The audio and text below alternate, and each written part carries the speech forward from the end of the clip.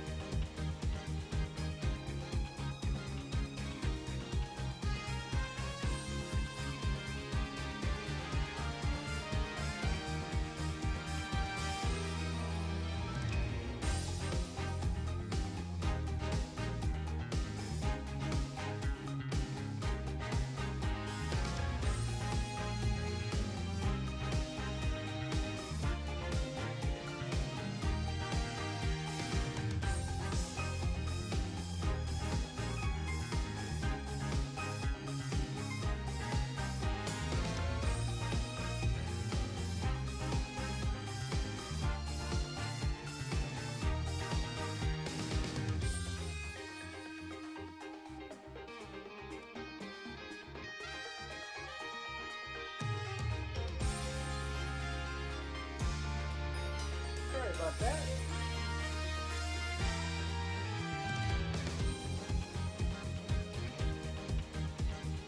Microphone on. Alrighty then. Let's go and continue forward. Di, what do you remember from last week? What happened last week?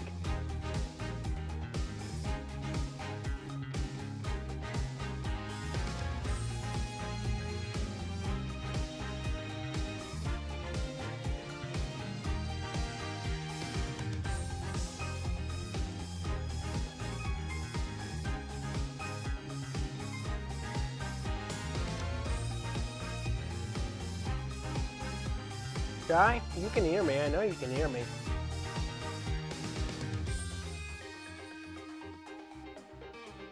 Do you know what happened last time?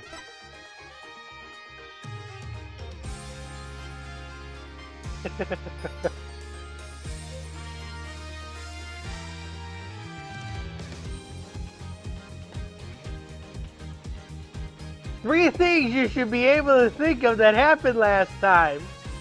3 things. We were investigating things. I was hoping you would say, Phoenix got hit by a car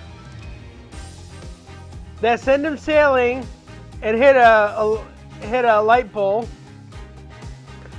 How he survived it, I don't know.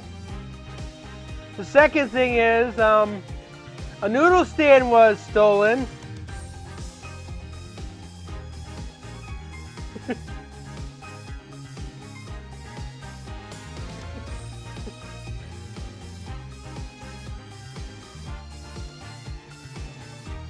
The last thing was 2 panties were stolen.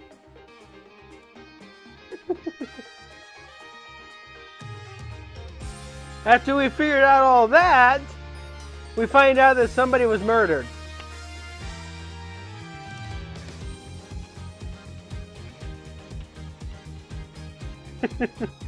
That's a lot, don't you think? Of all the weird things that this game comes up with, this is probably the 3rd weirdest.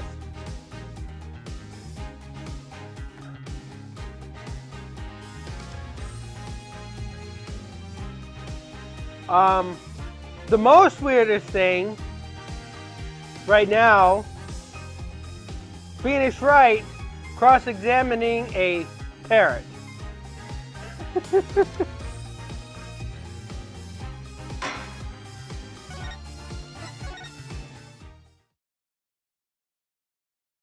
You still remember that, don't you? He cross-examined a parrot.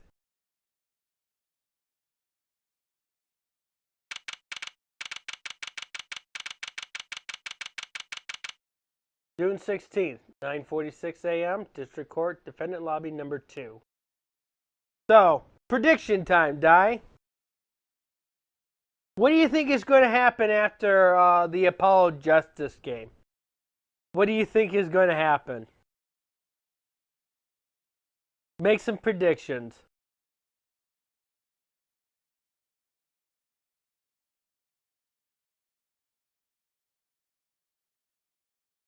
You're not sure? Maybe a certain defense attorney will go back and go in the courtrooms again?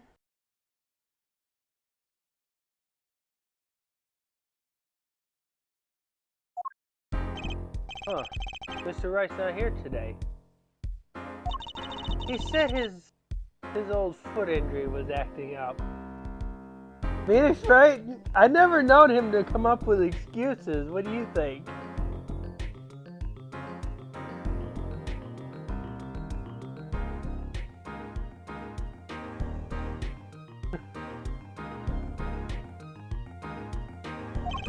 Old injury? He was all smiles yesterday.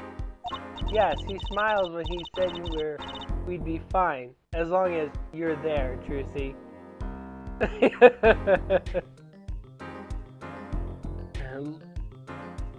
Doesn't quite trust Apollo to do the cases alone. Yes, fine. We'll be fine. Here comes justice! I started my voice training at 5 this morning. Ooh!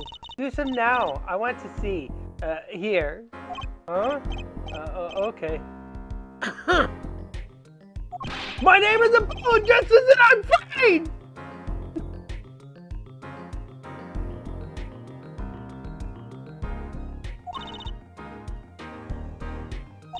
That sounds more like a stealth mantra than voice training. Stealth mantra. I'm fine. You know what I'm saying? Good morning. Yo, sup?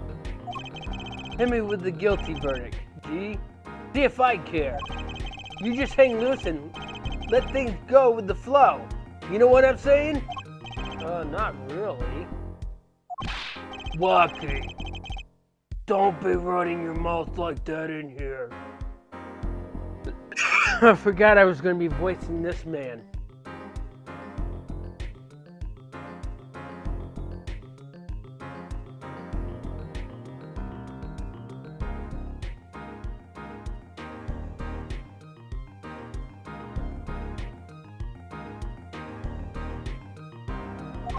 See, that's the difference between you and me, old man. I ain't afraid of no cots. Real G's can't keep it real till they spend some hard time in the pen.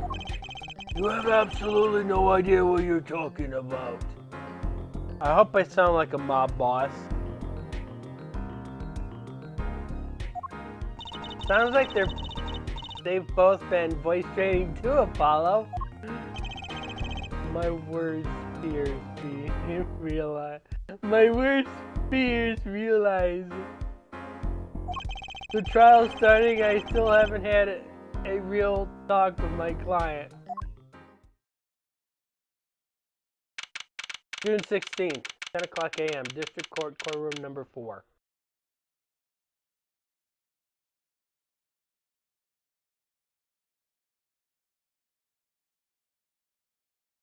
Courtroom number 4 gets used a lot.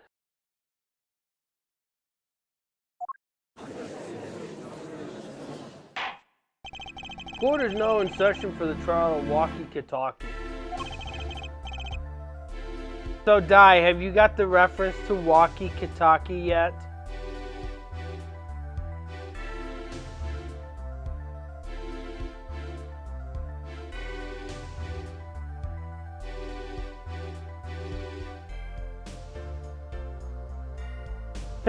You got it?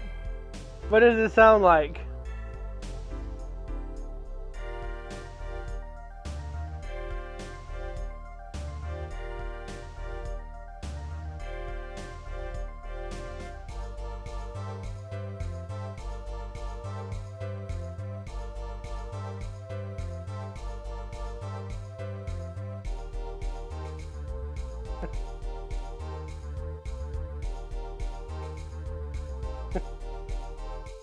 Yes, you're right. This series does have a lot of punny names. That is intended too. Walkie-talkie sounds a lot like walkie-talkie, yes.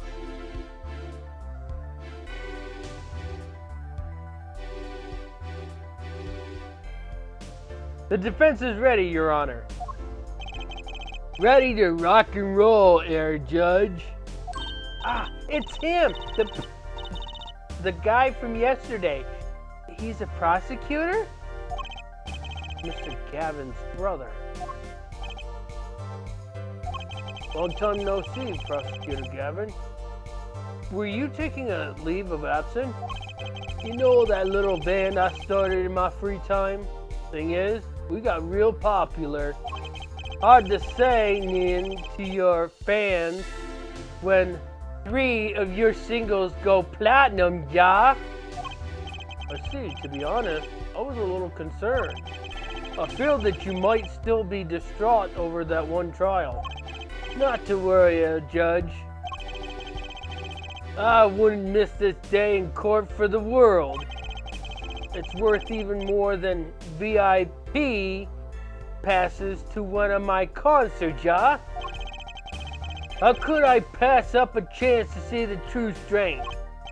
Of course, the little boy who bested my brother, it was worth canceling a show or two. Understood. You may give your opening statement to the court. For that, I was thinking, is the air in this courtroom not a bit serious? It is a court of law. That's no way to get the crowd jumping here, Judge. They're not supposed to jump. This is a courtroom. A job, baby. Today, we play it my way. What's that noise? Sometimes you have to get on up in order to get down to prosecuting. This is crazy. The victim, Pal Maracas, director of Maracas Clinic. The scene, People Park. He was found pulling a noodle stand. What in the world was a doctor doing pulling a noodle stand? Yes, I believe. You will only find that out by asking the defendant. Right here, right now. Because it's an undeniable truth that he shot the victim. What do you mean undeniable? If you are to glare at anyone of justice, glare at the punk in the defendant's chair. His crime was witnessed quite clearly, you see. Very well. Please admit this witness to the court.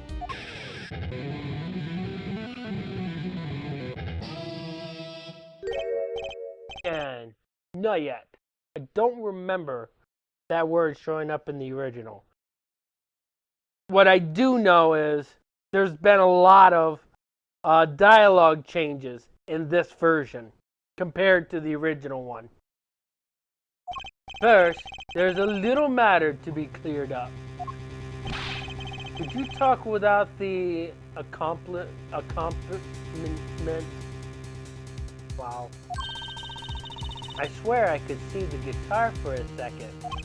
What is it, Prosecutor Gavin?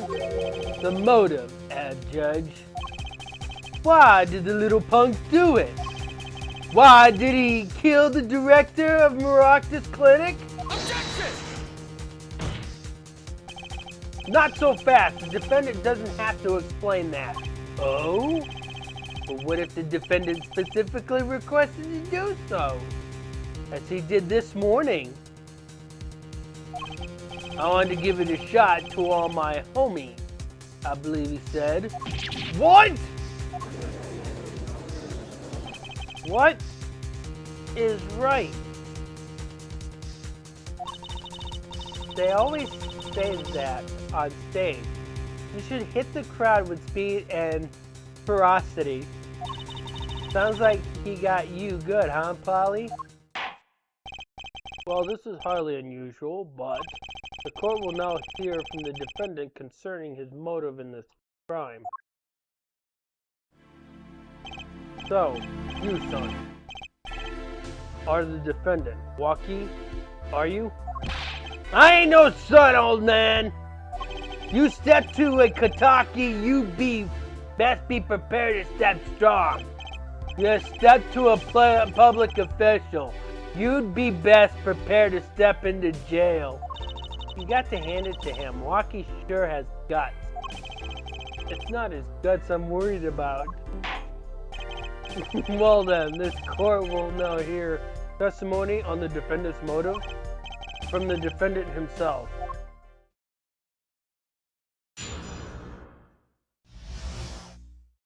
This is going to be one of those trials.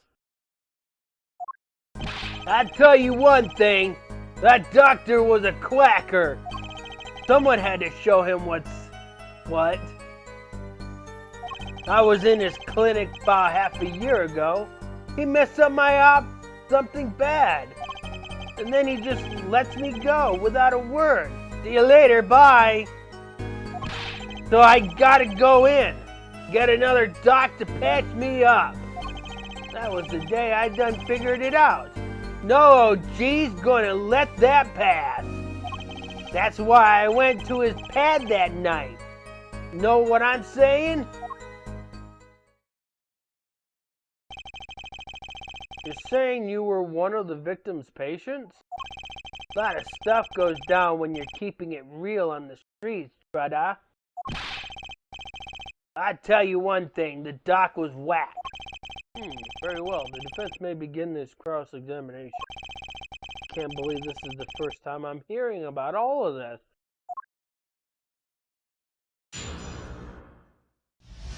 You too, right, Di? We're going into this completely blind. And I don't mean from a video game perspective.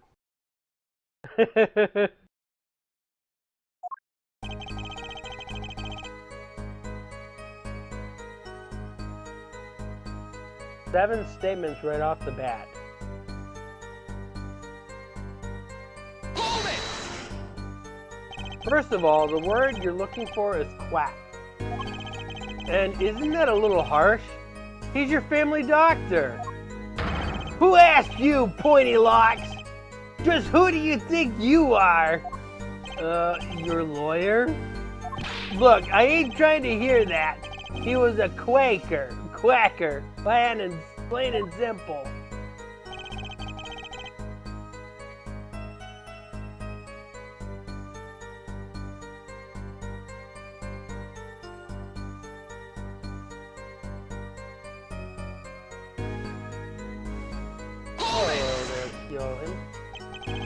By someone you mean, was there anyone with a score to settle with this, doctor? Besides you, I mean?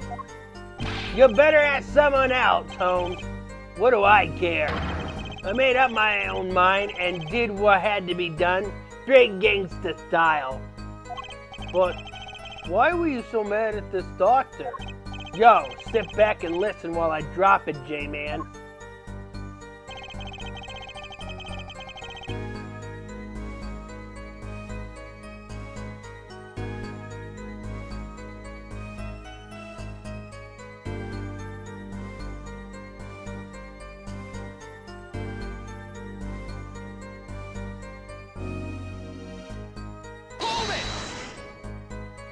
So you were a patient at the Maracas Clinic half a year ago? For what reason? I have what you might call a mark of honor. We'll learn what that means in a bit. Can you explain precisely what was wrong? We had a little run-in with the rival's family. That's when I pulled a jack move. I ran into an ambush. He busted a cap right in me. So he was shot in the chest, right close to his heart. So he is moments from death. According to my sources, you couldn't stand the stress of waiting and ran in 15 minutes before the appointed time by yourself. Hey, that was more than a match for those guys. So you were carried to the Maractus clinic from there? Apparently he was shot in the heart. Shot in the heart and he's still alive? I can catch bullets between my teeth, but I never learned how to catch them with my heart. The bullet stopped just short of my thumper. You know what I'm saying? I would have been golden if it weren't for that walk doctor. Can't even take out a stupid bullet. So, just say the surgery was a failure? Ain't all it, Ohms.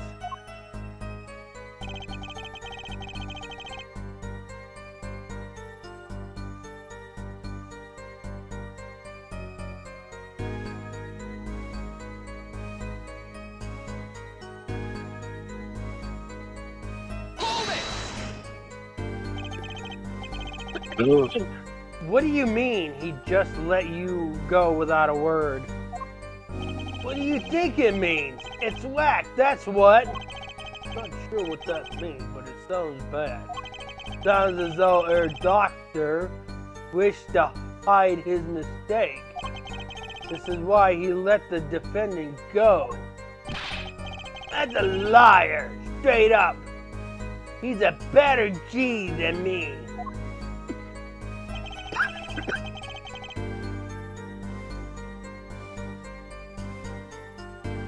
You're not sure what G means? I think it's gangster's term for guy.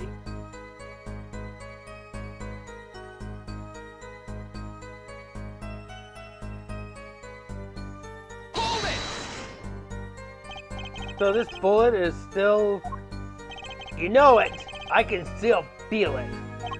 Right there in my chest, pushing up against my heart. Your words are like a bullet shot straight into my heart.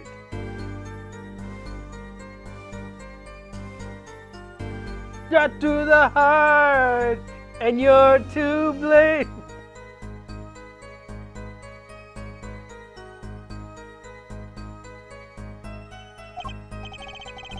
Something to that effect. Incidentally, that's one of our hit singles.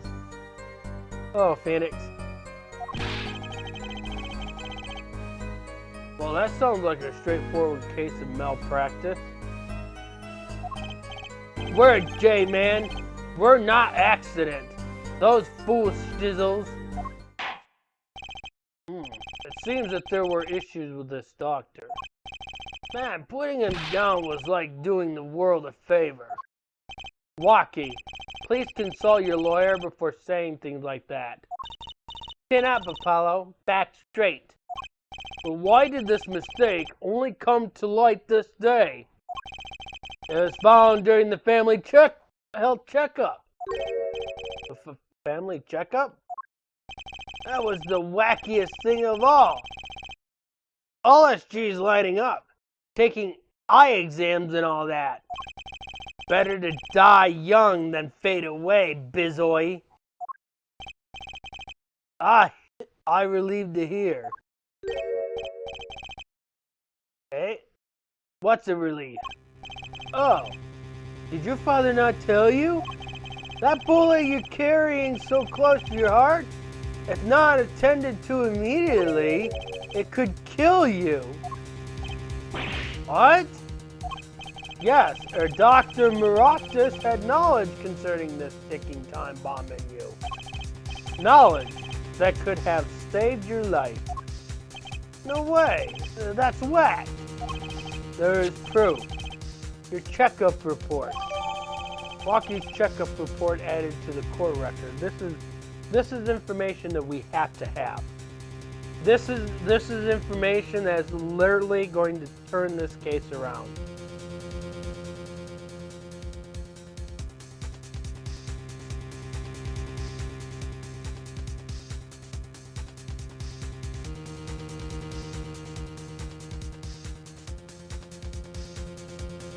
And I noticed they're using the suspense theme, which I don't remember it from the original game because they had their own suspense theme that was used in the game.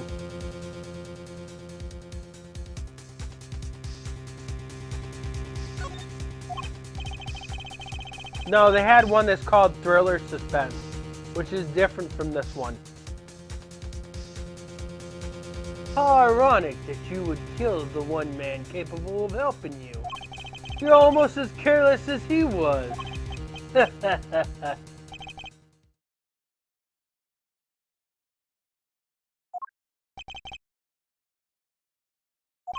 Well, now the place is hopping.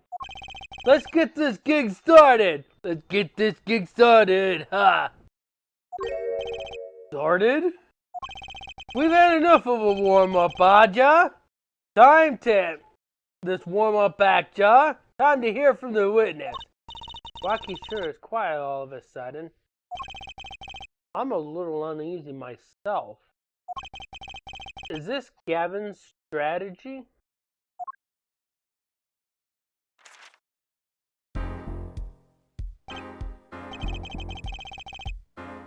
Before I continue, I'm going to just say this is not going to be the moment of the trial that we're expecting. Matter of fact, it's going to be the part of the trial that we wish that we didn't have to witness. Are you ready for this, Di?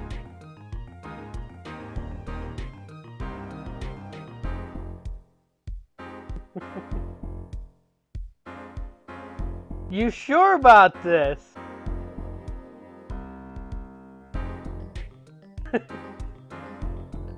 I'm just waiting for you to say, no, I'm not so sure if I'm ready.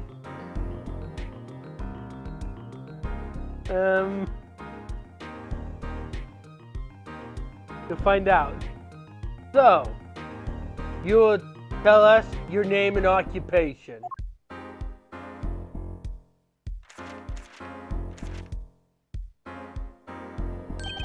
My name is Weasley Stickler. Try to see if you can figure out Weasley Stickler. What's that a reference to?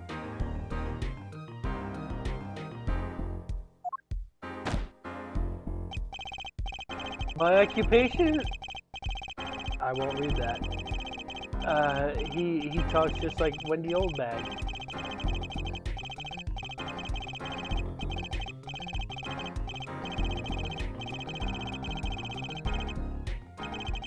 By which he means to say that he is a student.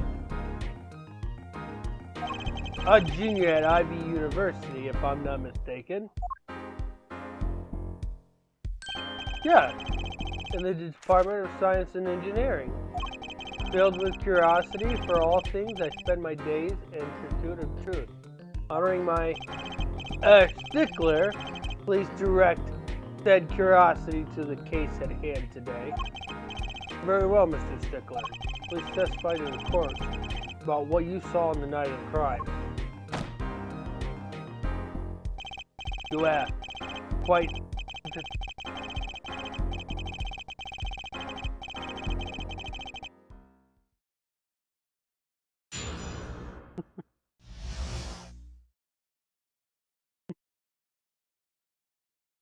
Miles Edgeworth was prosecuting this case. You know what he says? That's enough. Start your testimony. A night in the park. That night, I passed through the park of my own on my way home from shopping when I saw them. One man pulling a stand, another man facing him. I saw them quite clearly. The man facing the victim was the defendant. In his hand he held, a pistol. It was pointed at the man pulling the stand. A shot! The bullet hit the man, pulling the stand from the front, square in the forehead.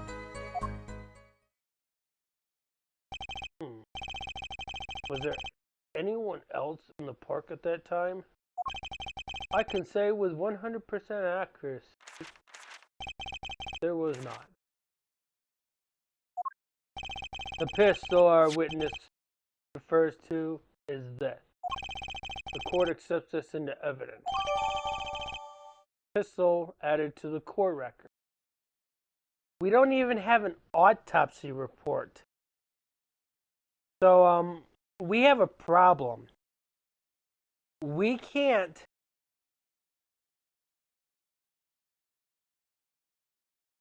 Well, we do have a cause of death, but we cannot verify if this pistol is the cause of death.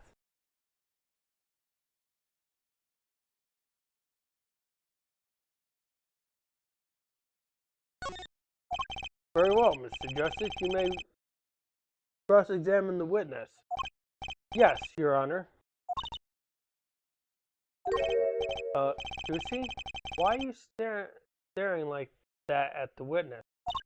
That man. I can't help but feel I've seen him somewhere before. Uh-oh. What does that tell us, Di?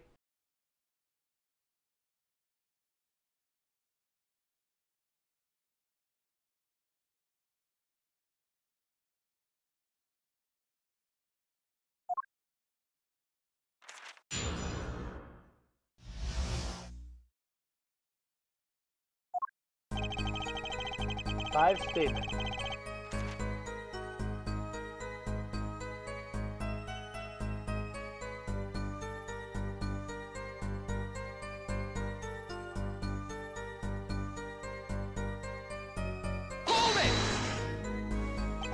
On the way home from shopping, you say, why go through the park?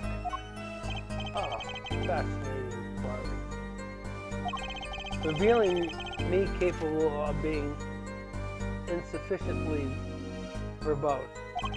Let us consider the time saved by passing through the park on the way home from the store. In that time, I am capable of solving 2 GMAT problem sets. On average, it requires...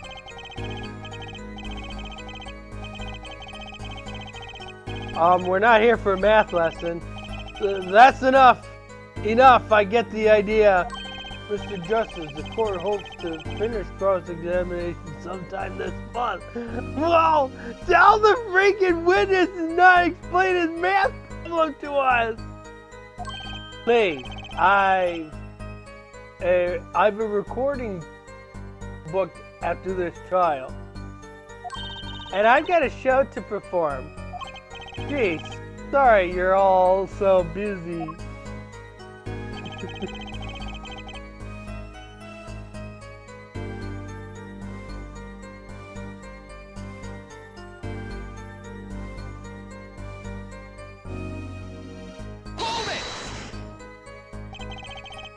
Were these men talking by any chance?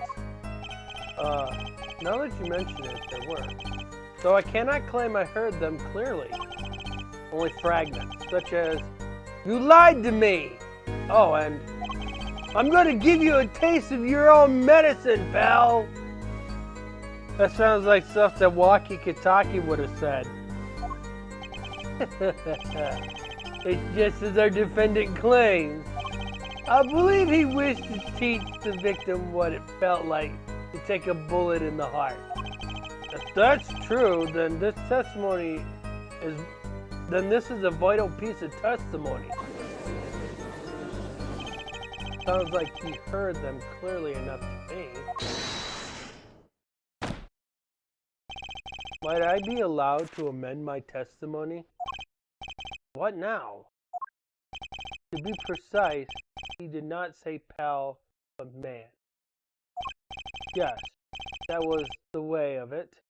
I swear it on my diploma. What's the difference? And this other man? Who was he?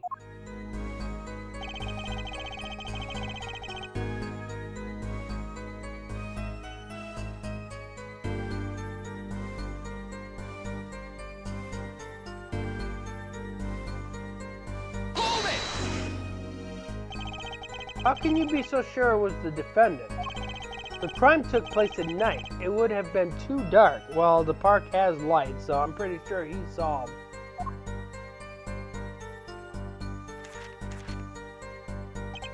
Perhaps I was remiss in not mentioning this earlier. Huh? You see, in class, I always sit in the very backmost. Do you know why? Who cares? Because I do not wish anyone to copy my perfect note.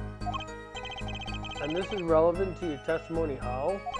I mention this to illustrate my predisposition to that which is perfect. And you start to say, yes, there are lights in the park. If I say the defendant was in the park that night, then he was in the park that night. It is hard, immutable fact. He sure is confident. He seems to be telling the truth, too.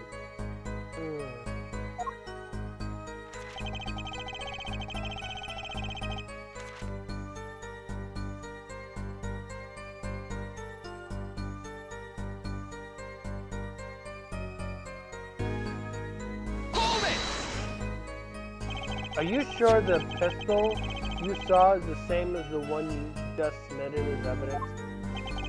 Am I sure? Surely you'd guess. Or so a common witness would be tempted to say. Huh?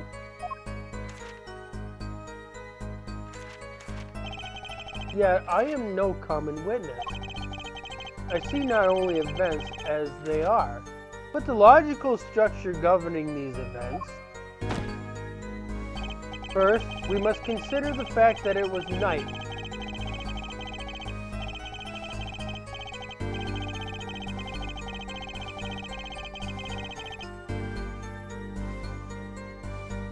Become difficult to say with certainty that object A was indeed object A. I think he means he couldn't see it that clearly.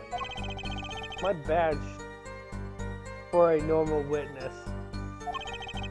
Yet the fact that a pistol was fired before my eyes is indisputable. I can still see it when I close my eyes. The defendant raised his weapon.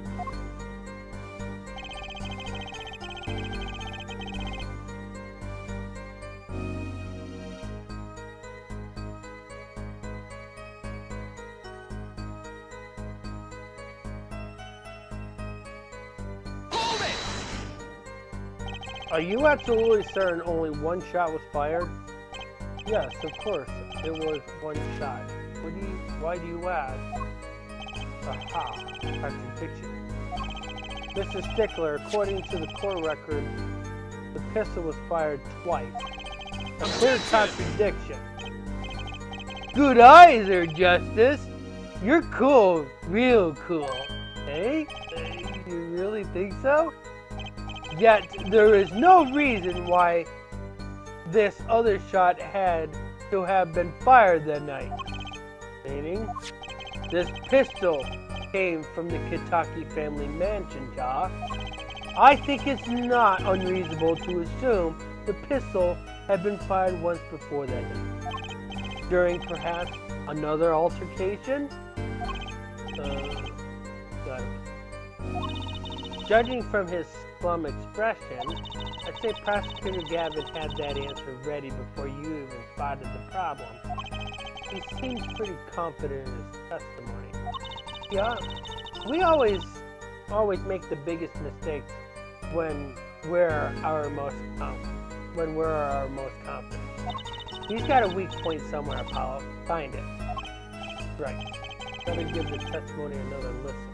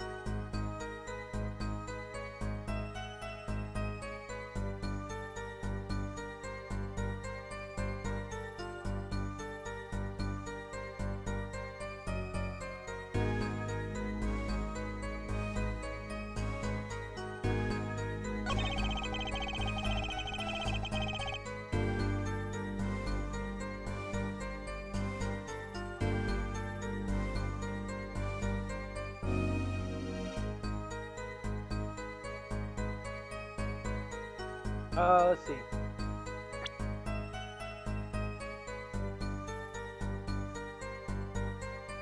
I guess we do have our autopsy report. I forgot we had a second page.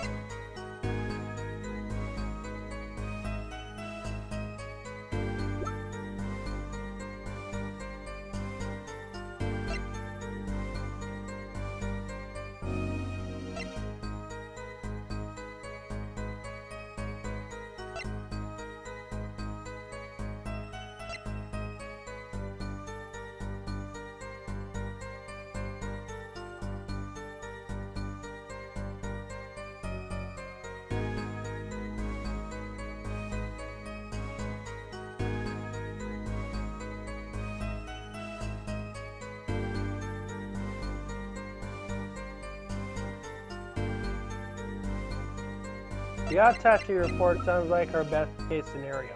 Objection! Phew. If that's all of it, I think I have a chance. Is that you relaxing? I see, Justice? Huh? Objection! Well, once is quite enough, Mr. Justice. Apollo, pace yourself. This trial's not over yet. Right. Look at this. The autopsy report? Is there a problem with the autopsy report? Right, a problem. Yes, the problem is the location of the entry wound. The location? I love how he goes, yes, the problem.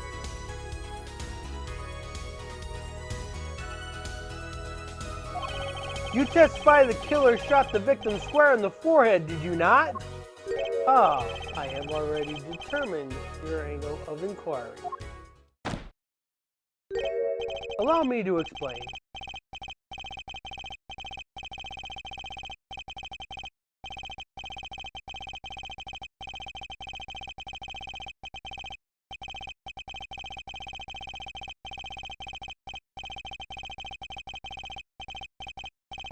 Mr. Justice. Yes? Was your objection to these krypton particle things? This is big time, and you are obsessed with something so small? You disappoint me. No, I'm obsessed with something big. I mean, there's a bigger, less nitpicky problem here. Don't tell. Or do tell. Look at the autopsy report. The location of the entry room was the Wright temple. The temple? Mr. Stickler, you said quite clearly that the victim was shot square in the forehead. That's a contradiction, isn't it?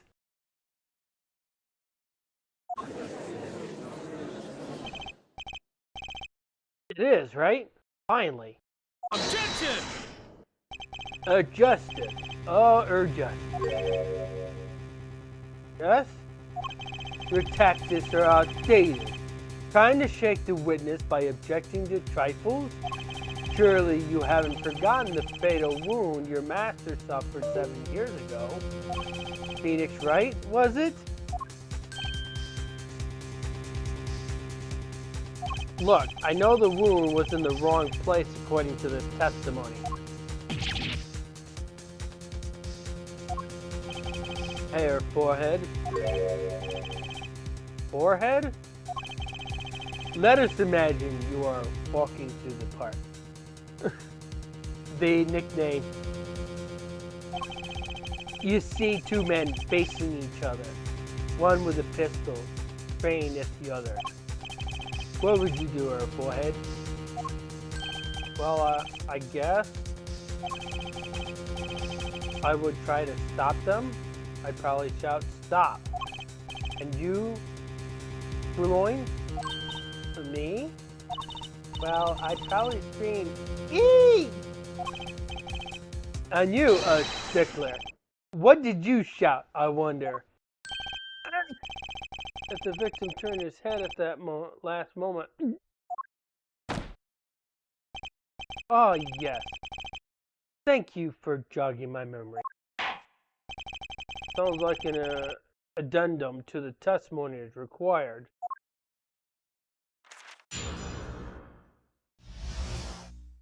A night in the park. Deuce.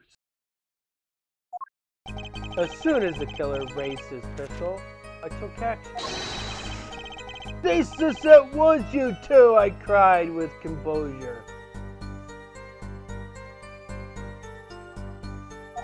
The victim turned in the direction of my voice, and a shout rang out.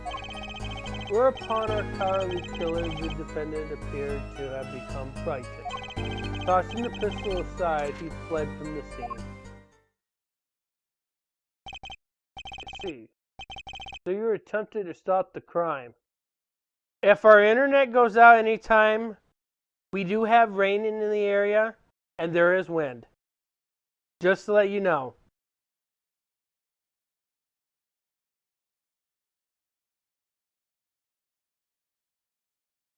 Indeed, with composure. Well, maybe the criminal wouldn't have fired if he hadn't chatted like that.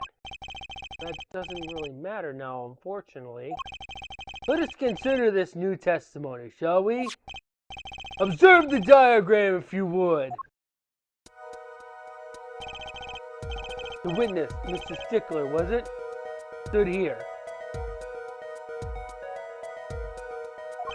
He shouted, "Oh, stop, please," or something of this nature.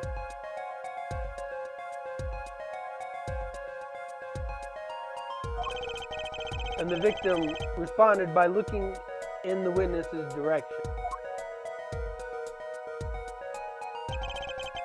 If the killer were to have fired at just that moment, as we can see, the bullet would have struck the right temple, as in the report.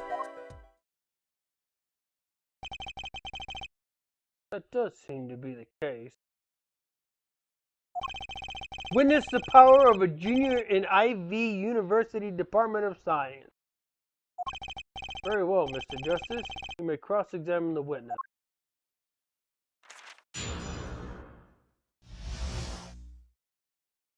This one's going to be a little difficult to prove.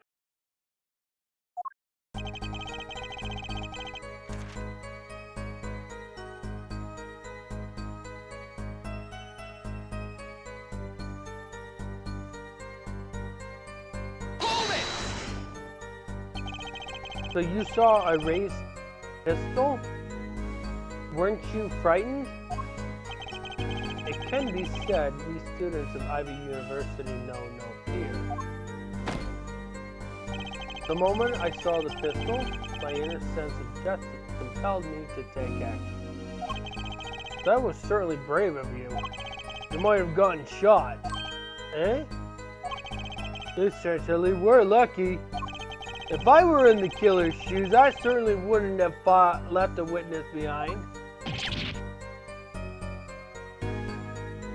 Now he's afraid. As soon as reality struck, he became afraid. He actually looks like he had no idea he was in danger. Regardless, I attempted to halt the bloodshed.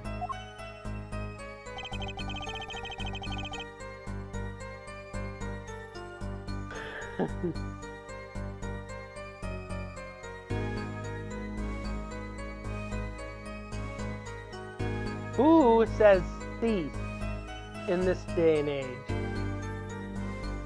That sounds like something they would have said back in, like, Old Britain or Old Roman time. Hold Are you sure both men were able to hear you? They were, of course. My high, exquisite voice echoed through the park.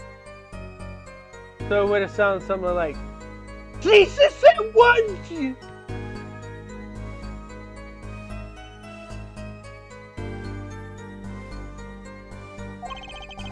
And the victim responded to the clarion call. Wait.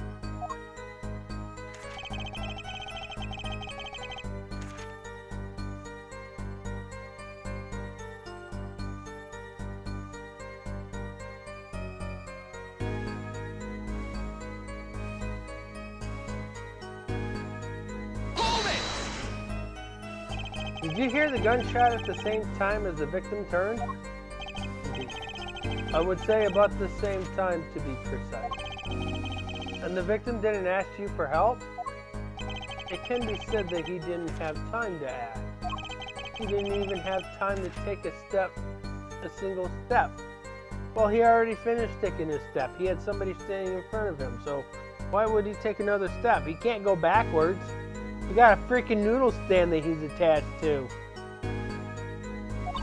I'm totally sure the killer fired because Mrs. Stickler startled him. Don't say that too loud, Trucy, please.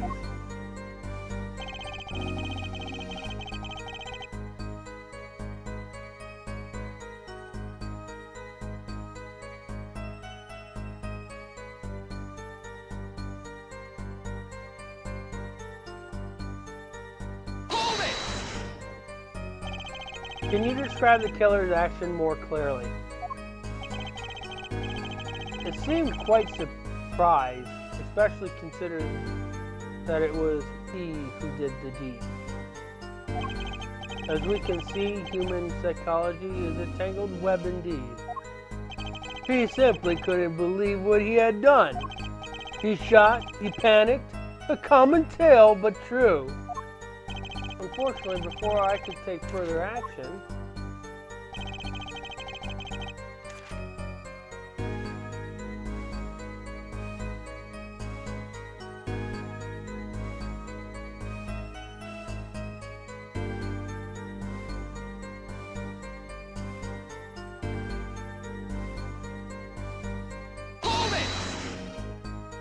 you didn't try to apprehend the criminal? It all happened so fast, I'm afraid I didn't have the time. Doesn't something about that strike you as odd, Apollo? What? The killer was in a hurry, right? If I had the pistol, tossed it right away. According to the testimony, that's what happened, yeah.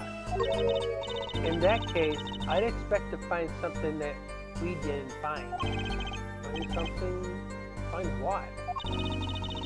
I like that contradiction. Kind of sad to see it go. Not as sad as I feel. What do we do now? At least the testimony is getting a little clearer.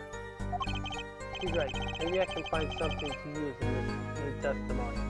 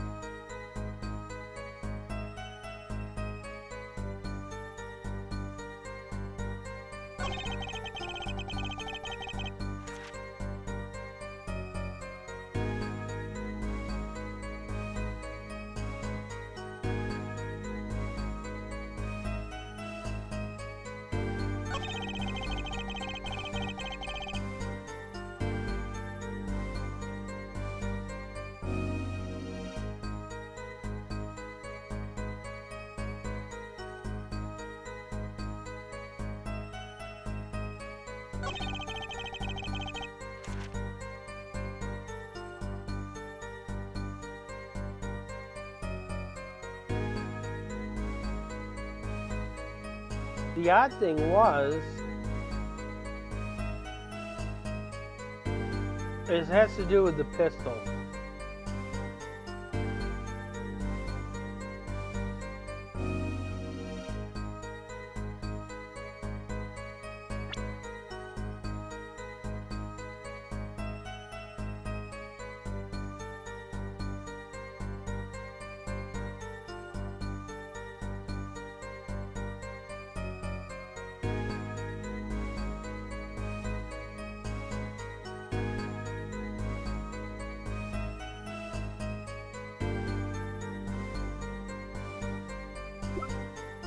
say weapon left at the scene, 2 rounds was fired, fingerprint. Well, it does state that it was left at the scene.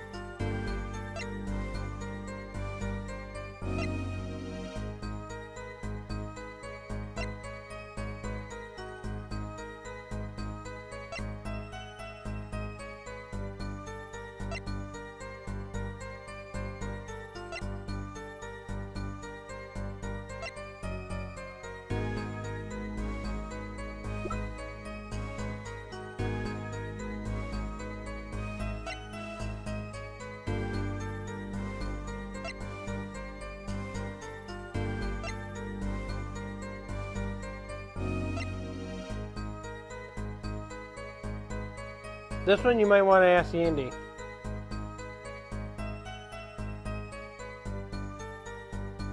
So if the pistol was found at the scene, then we don't have a contradiction of the pistol, but when we investigated the scene, we didn't find a pistol. Probably means that the police already got to it.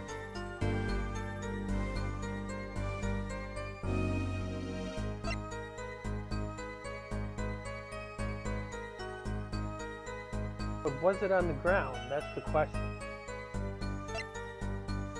If it was found at the scene, was it on the ground? Maybe it wasn't on the ground. But we do have something that was found on the ground.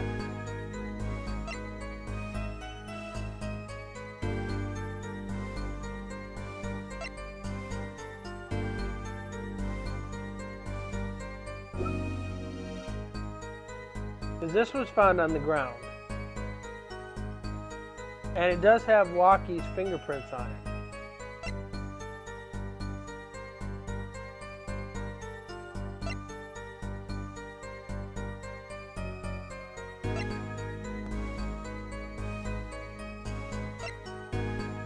See, this is going to be something that's going to be confusing.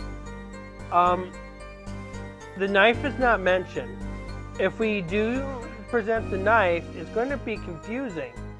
But if we also use the pistol, because we know it wasn't on the ground, even though it was found at the scene, what's contradictory about the pistol?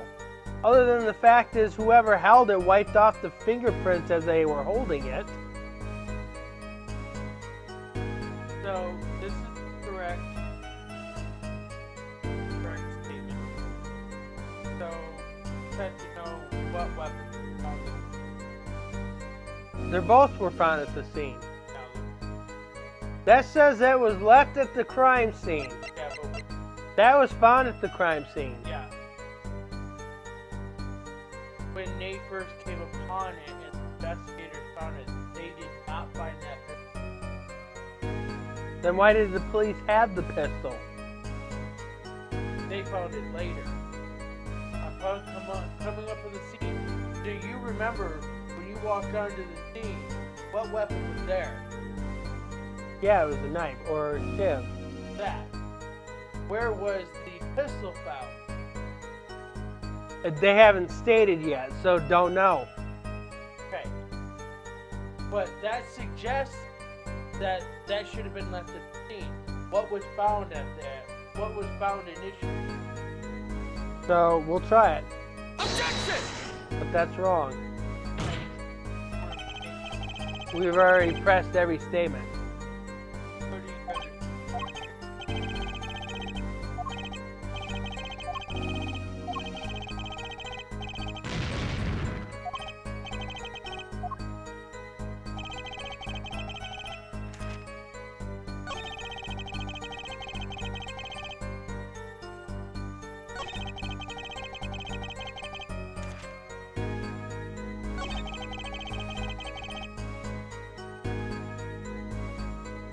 Well, to fit the scene where he was supposed to have been shot in the temple, they assumed that he was standing to the right of the killer and to the left of the victim.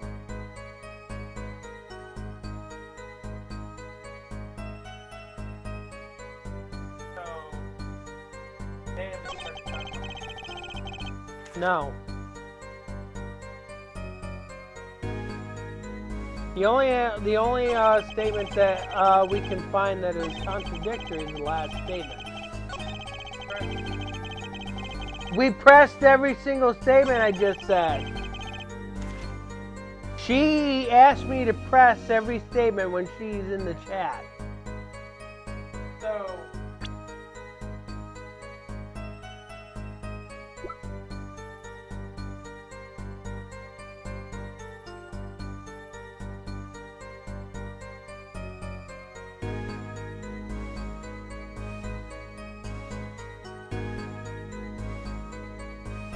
because whoever had it probably wore gloves.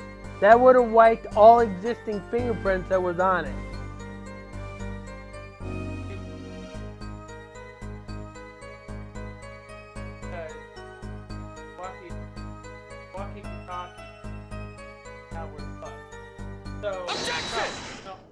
Oh. Apparently it was the pistol. Wait a second. Another misleading request? Yet, you're so hell-bent to your own mode of discourse. You can't see how it affects you. Come again?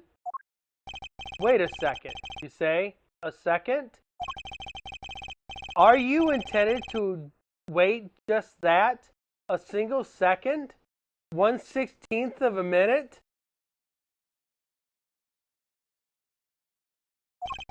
That's hardly enough time to draw a breath, let alone make a statement in court. Now, had you asked for a longer period, Mr. Justice? Yes, Your Honor. Am I to understand you're objecting to the length of a second? Yes, I mean, no! Here, just look at the pistol. It doesn't have a single fingerprint on it. Ah, a common ploy. Made all the more common, I fear, by the prevalence of television. Criminals these days are loath to leave fingerprints. Wait, but you said the killer tossed the gun and ran. That's right. He didn't have time to wipe the gun for prints. Ah, the little girl is sticking to the university student. There's a song in there. Yeah. Trucy is the one that puts the nail on that one. I'm not little. Then let's think like adults then, shall we, Furloin? Eh? What if the killer, the defendant, was wearing gloves? Well, we can contradict that. We can show proof that it wasn't the case. Gotta admit, I didn't think of that, Apollo. Well, Mr. Justice, could the killer have been wearing gloves?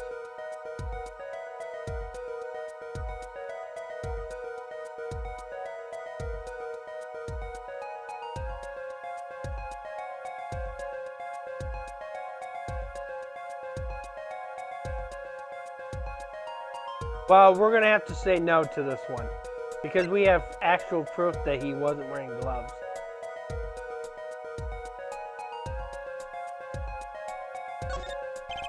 The record of the murder weapon is very clear about one thing. The fingerprints were white, which means some trace of prints remain, which contradicts your testimony.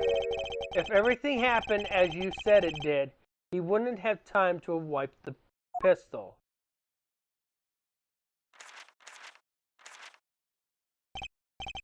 That may be, but it does not change what I saw. Killer, the defendant. He threw down the mysterious weapon from his hand and fled. And this pistol was found at the scene of the crime. strongly suggesting that this was the weapon he disposed of. That sounds solid to me. Well, our forehead, any of your precious objections? What gives, Apollo? Let's see the voice training go to work. You know, I've only recently realized something. No matter how much you train your voice, it doesn't matter if you have anything to say. What do you mean, nothing to say? Isn't it obvious from the witness just said? Huh? Isn't what obvious? When he restated what he saw just now, he said he saw Walkie drop a murderous weapon. But that's not the same as being 100% sure of what Walkie threw away. You're right. You're right. He's just confused because the pistol was found at the scene. Poor Mr. Stickler. It must be hard to be so perfect and yet so wrong. Well, it can be said that I'm quite offended. While it is indeed true that once in my youth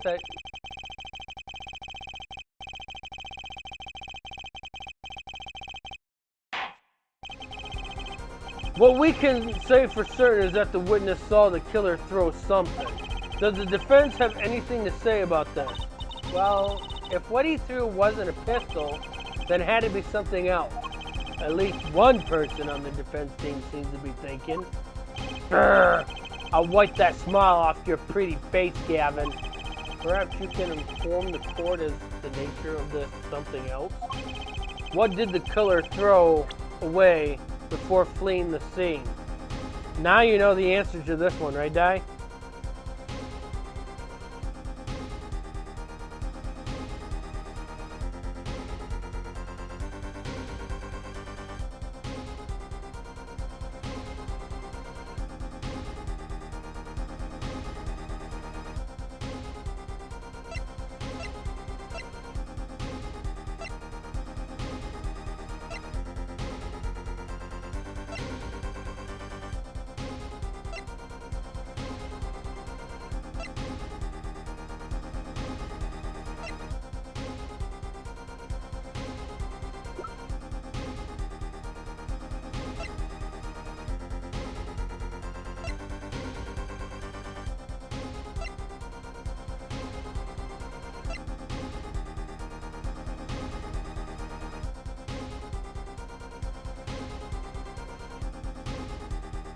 He didn't throw bloomers away.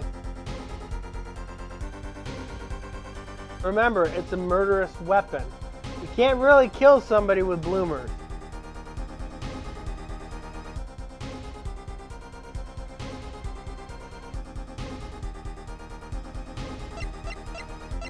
Take that!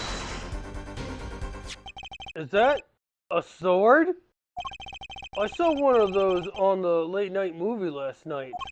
Great, a sleep-deprived judge.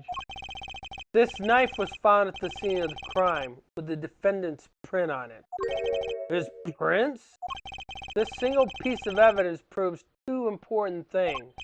One, that what the defendant threw down wasn't a pistol. Two, that the defendant wasn't wearing gloves. Indeed. Oh, our forehead? You're forgetting two other things you've just proven. Huh? One, that the man the witness saw was the defendant, Mr. Waki Kataki. Two, the defendant was holding a knife with the intent of harming the victim. Oh! Indeed. However, the knife isn't the murder weapon, and he's being charged for murder, so those don't really matter.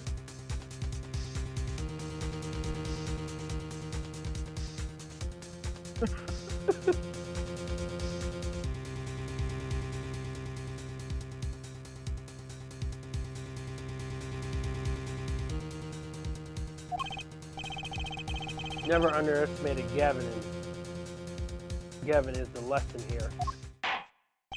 This court is of the opinion that our witness is fond of making assumptions. In that light, I believe it would behoove us to hear about what really occurred, with less assuming please?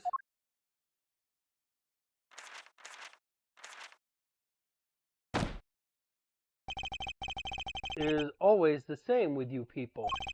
Mark left the house on foot, and 5 minutes later, his brother left after him. Well, I don't really care what Mark did or what his brother did.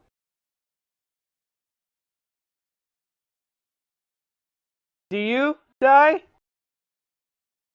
Do you care what Mark and his brother did? That has no bearing on this case.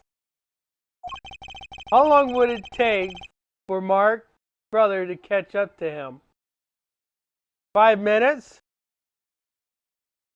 They're only 5 minutes apart. It'll take 5 minutes to catch up to Mark.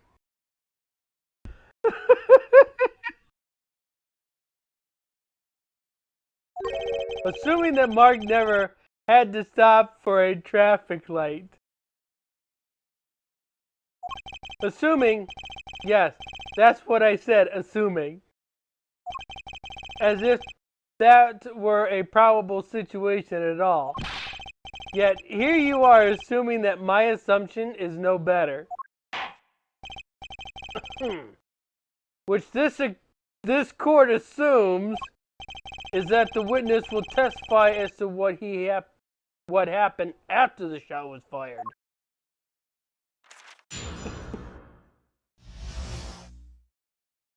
From shot to call. I could not prevent the killer from leaving the scene. Nor could I simply leave the scene in good conscience. Ergo, I used my cell phone to call the police. Till the police arrived at the scene 10 minutes later, I saw no one else. Why didn't you chase the killer? He was, as you say, a killer. Of course, I could have run him down. Yeah, what would he have done when cornered? Sadly, it takes more than an aptitude for solving quadratic equations to know that.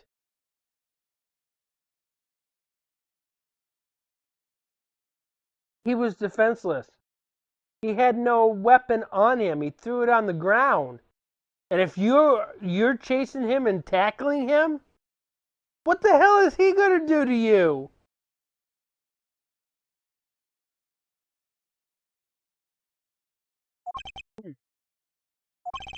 Did the testimony earlier not prove the defendant's presence at the scene? And do we not also now know that there was no one else there? It seems clear that we have our killer. Does it not? Well, I had to break it to you. We still don't know who the killer is. We don't have enough proof to prove who the real killer is. We're just going by the assumption that Walkie Kataki was there at the wrong place, wrong time. Which happens a lot in this game, doesn't it, Di? Every client we've defended so far, except for the exception of one, has been in the wrong place at the wrong time. You know which one that is, right? The one person that is the exception out of the rule. If you can't remember, let's go back to a case back in Justice for All. The very last case. Do you remember that case?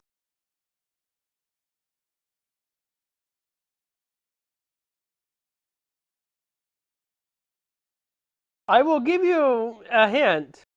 It involved with a Jammin' Ninja and the Nickel Samurai. And a certain assassin.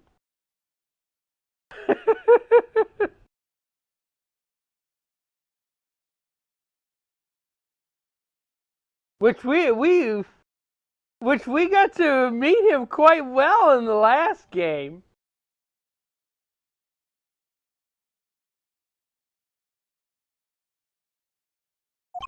Does it not, Mr. Justice? Better find a way to take this testimony down quick.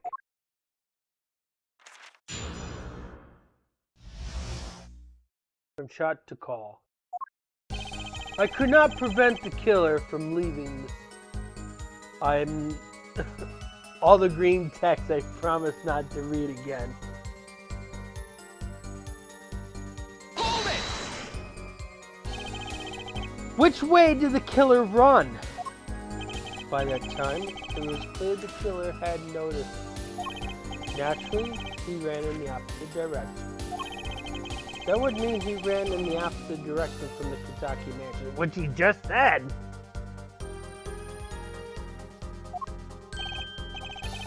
Achong. Don't even think about pointing out that he was going away from his home. All he had to do was loop back once he was out of sight. Ugh. How did he know that's where he was going? Trucy is hearing thoughts. She can read minds. That's going to be a scary thought.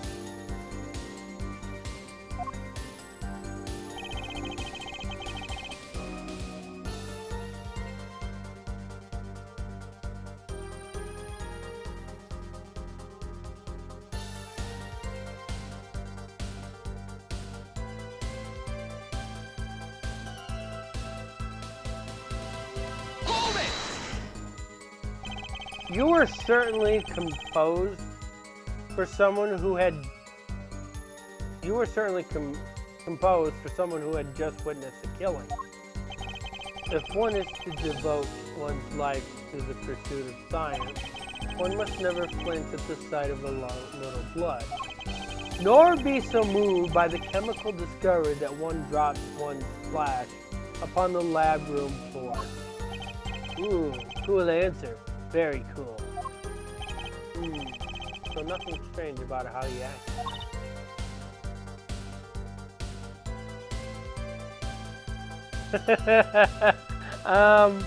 Trucy's letting us know. Trucy looks like she has something to say. There is something that Trucy sees that Apollo is not paying attention to.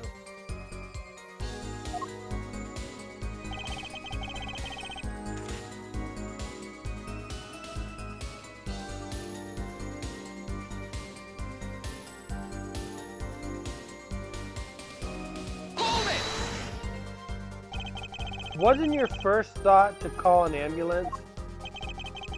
It can be said that I have dabbed in medicine. The injury I witnessed, namely a single shot to the head, tends to result in death. Ergo, there was no need for me to call an ambulance. Oh, the perfect syllogism. A proof in 3 parts. Exquisite, simply exquisite. He actually looks like he's going to cry. He's letting us know something.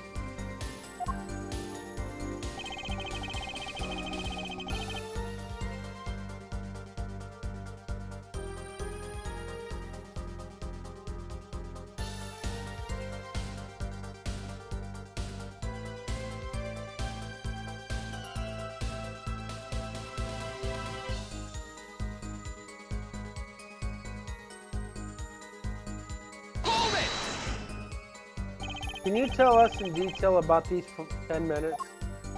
I stood in a state of heightened awareness. Anything could happen at any moment. Anyone could appear from any direction. Is that all? No one came. Nothing happened at all. I saw it all. Which is to say, I saw nothing. It was late in the night. It's not odd to think there would be few people around in the park. So he just stood there watching? Not much to go on there.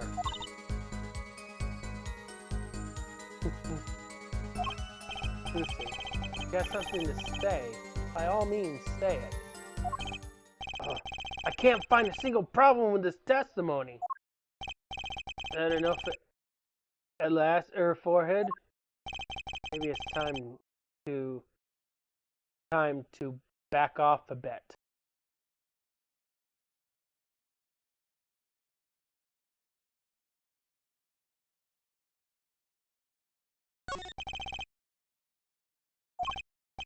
There's nothing fishy about this testimony at all. It appears there are no objection to the witness's current testimony. There are any numbers of ways to explain the lack of fingerprints on the pistol, I assure you. Perhaps the killer really was wearing gloves which wiped the previous user's prints off. Then, after the deed was done, this fell out of his pocket as he was throwing the gun away.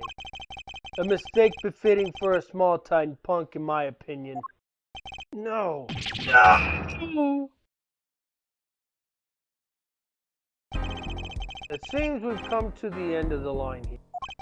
No, that can't be all. How unfortunate. It seems that you weren't cut out to stand on the same stage as me. Where you are, forehead? I believe this brings the cross-examination to a close. This court will now declare a verdict for the defendant Walkie Kataki.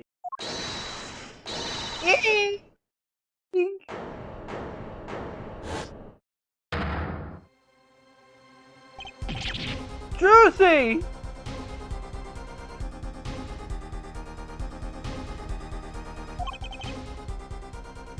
Nobody move.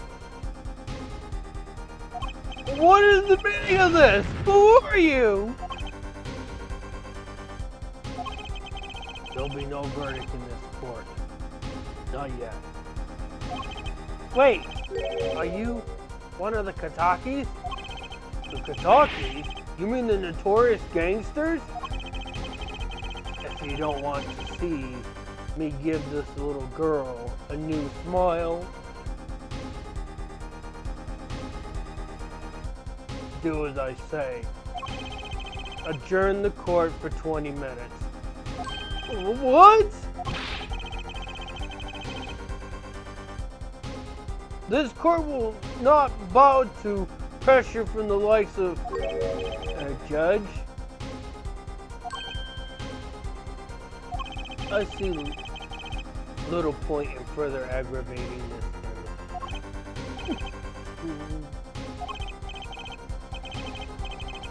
Reset. 20 minutes. I promise you. Got it.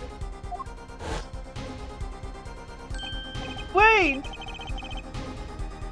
How did he disappear so fast? Come to the defendant lobby, Apollo. I suppose I have no choice but to adjourn for a 20-minute recess. Bailiff, catch that mysterious man.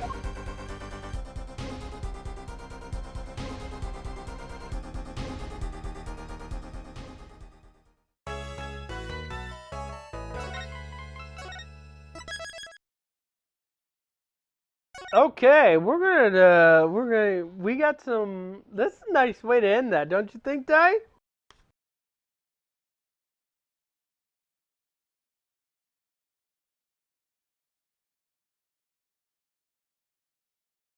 Very, very nice cliffhanger.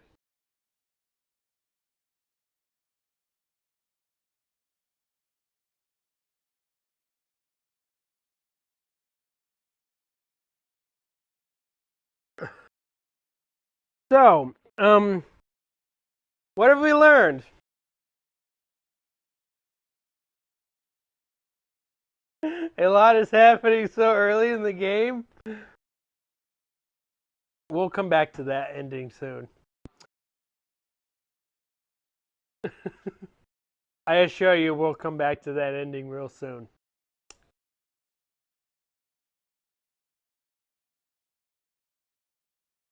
But anyways, what did we learn from this case so far?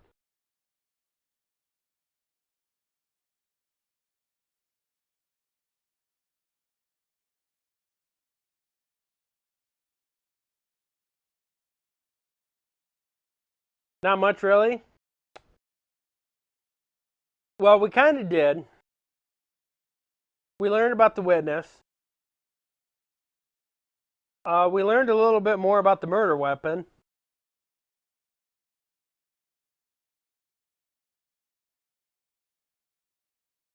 Other than that, that's about it. Everything else is what we learned from last week. Now let's talk about the cliffhanger. What do you think about the cliffhanger?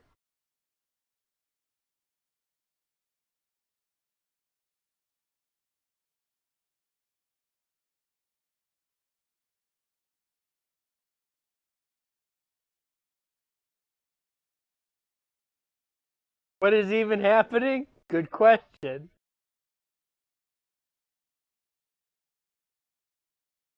There's a lot of mysteries behind that. But we'll figure something out because we got a lot of things to learn. Which we are going to learn. Are you ready for it?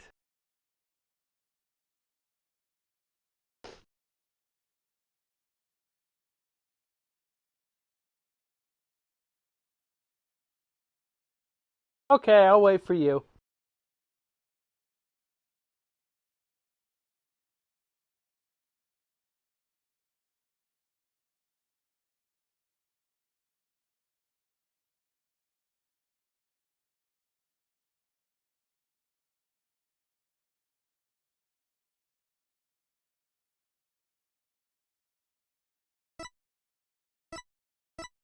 I only have 10 save spots.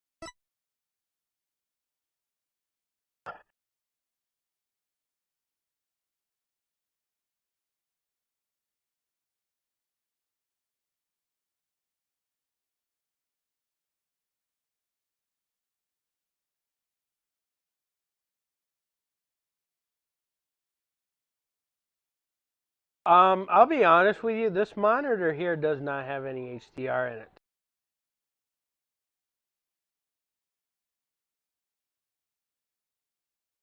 Are you looking at it on stream?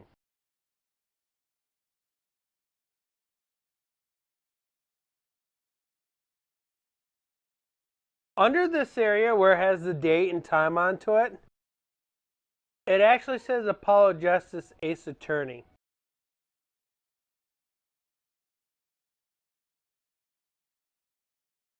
But I can't, for the life of me, see it on this other monitor. It's all white. But I can see it on the television. It says Apollo Justice Ace Attorney. I also see that this other side is actually a darker white compared to the other side.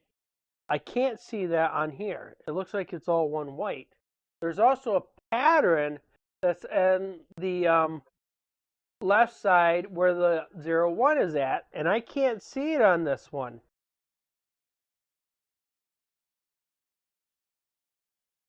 I don't know if you can see it on the stream or what, but it's there.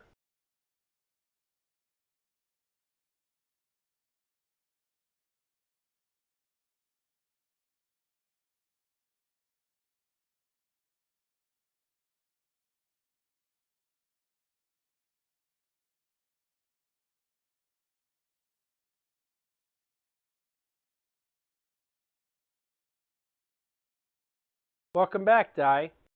Di, look at the monitor. Look at the stream for a second. What do you see in that first box where it says 01? Everything that you see on there.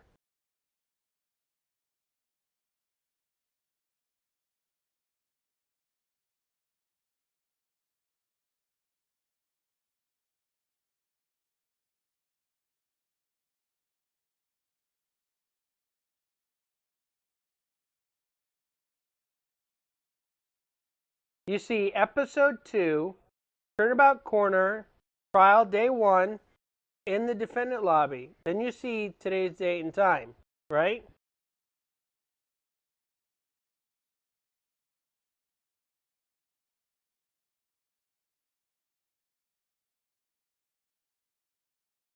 That's what you see, right? Do you see a pattern where there's a 01?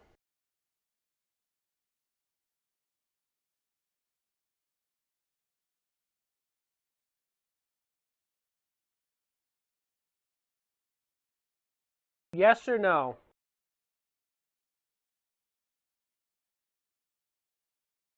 No?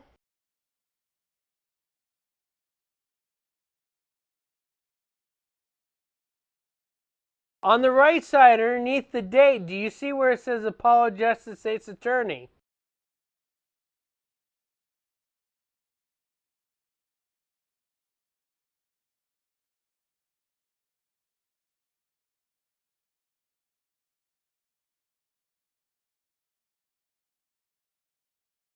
The answer is no. Okay.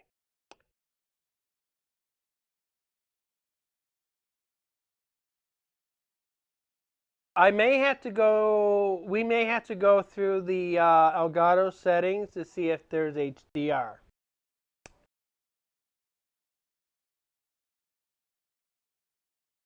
Otherwise, it's only outputting whatever this monitor is sending out.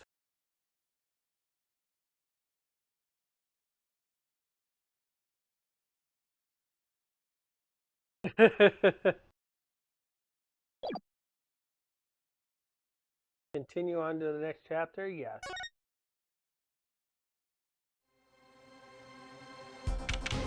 June 16th, 11:17 a.m. District Court Defendant Lobby number 2. Drucy! Drucy! You move quick, Apollo. Good show, good show. Drucy, you're okay? I thought... Don't cry, Apollo! Those good-for-nothing gangsters. There are some things you just don't do. I'm pressing charges. Wait! Just calm down, Apollo! Or else...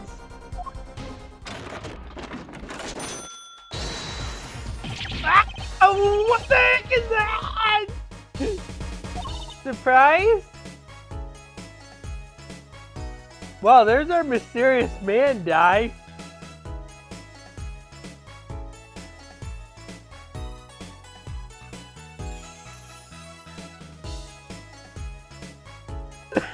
God damn.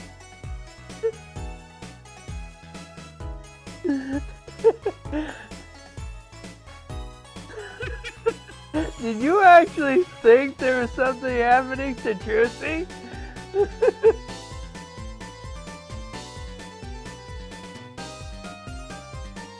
Yes.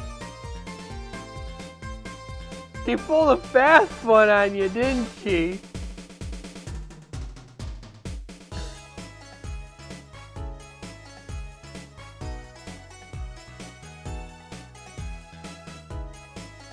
But now you want to hold her in contempt of court for scaring you.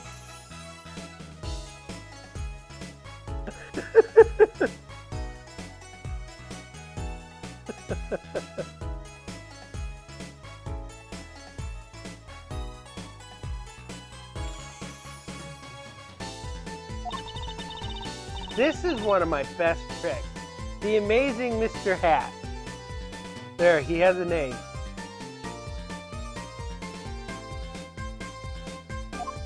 You look... You look marvelous, darling.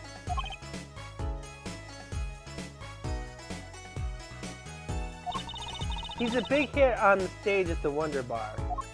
Yes, I am a big hit. Ha ha ha. Well, what do you think? Do you like it? You mean you, Drucy? There are some things you just don't do. I'm pressing charges. Apollo, now is not the time to be threatening me. It's you who's being threatened here. Huh? Remember what you said to Walkie's father yesterday? You promised you'd saved his son. But that testimony was rock solid. What are you suggesting I do? Look, once the judge declares a verdict, it's all over. If I can use my talents to stop that from happening, I will. Drucy, no more stage objections, please. I'm not talking about magic, Apollo. I know when the witness isn't confident. I can perceive what he's feeling. It might not mean anything, but it's all we've got. You can see what he's feeling. Think back, Apollo. Think back to the times when there was a contradiction in his testimony. All the times there was a contradiction. Do you remember, Di?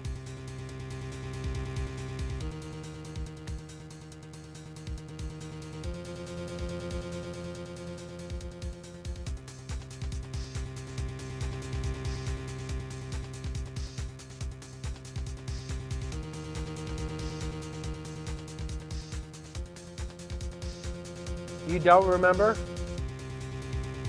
I remember. I'll explain it to you. The book.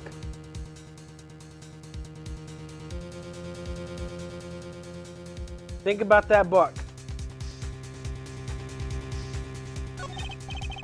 Well, I think I remember them, sure. There were two things when he made statements he wasn't confident in. And each time there was a contradiction,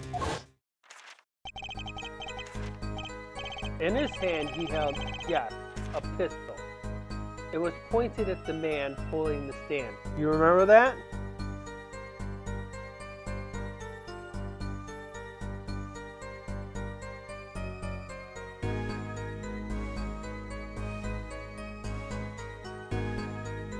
This was something that was discussed to you on the last case. Tossing the pistol aside, he fled from the scene. See it?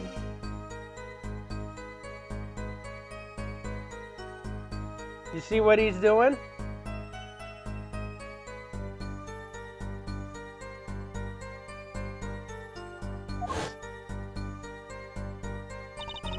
He said the man tossed aside a pistol, but it turned out that he wasn't sure, and sure enough, there was a contradiction. Well, that's true, but how does that help us? Didn't you notice anything? Whenever he made a statement he wasn't confident in, he displayed a certain habit. In his hand, he held, yes, a pistol. It was pointed at the man pulling the stand. That was his habit.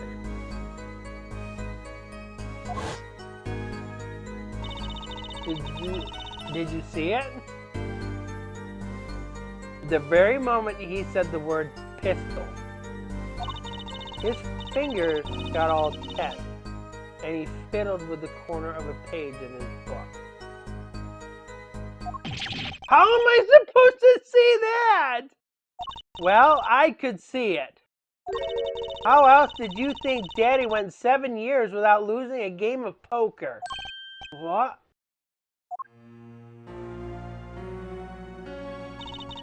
I always sat next to Daddy during his matches. I could see what his opponents were feeling.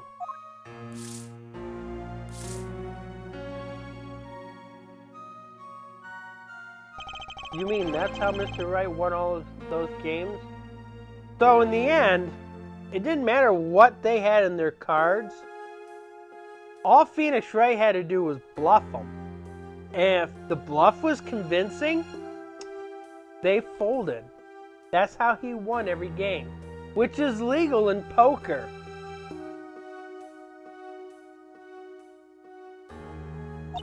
It's not cheating officially. I wasn't looking at their hands or anything. And I wasn't there all the time either. Daddy's quite good at poker, after all, but not good enough to go undefeated that long.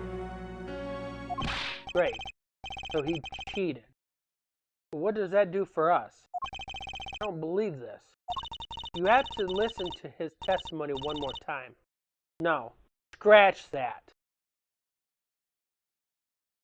You have to watch his testimony. Perceive the truth.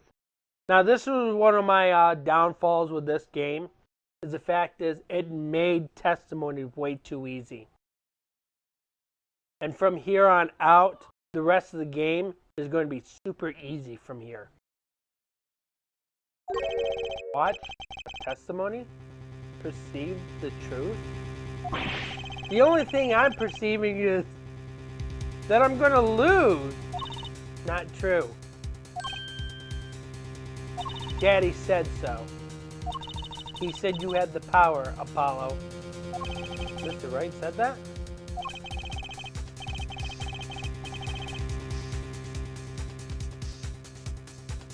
Watch the testimony.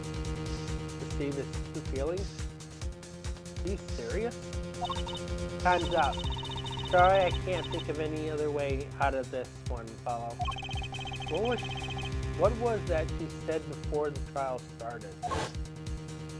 Mr. Wright's not here today. He said his old foot injury was Acme. Yes, he smiles when he said we'll be fine as long as you're there. Please. Is this what he meant by us being fine? Well, methods aside, she did avoid one guilty verdict already today.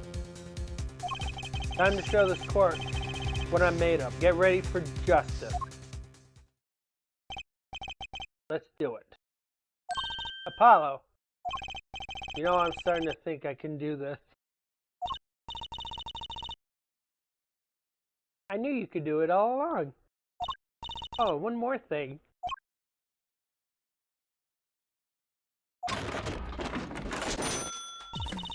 Try to cover for Mr. Hat as best as you can.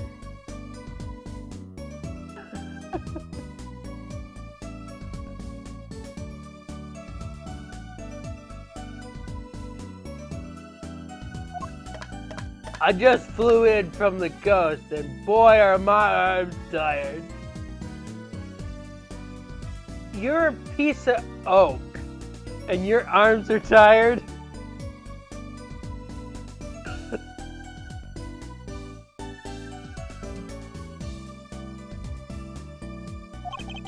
Right.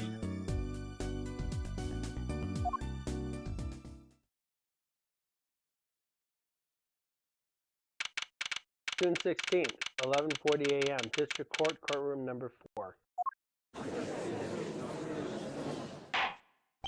Court is now back in session. Right, we're fine. I'd like to say to the young lady standing next to you, Justice. Oh, you mean me? Don't you have anything to report? Anything concerning the mysterious phantom in the top hat? Ah, right. Him. Don't worry about him. I settled that. You settled that?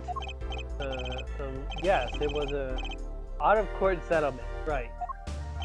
Perhaps Roy would have us believing it was nothing more than a passing dream. A fantastic illusion.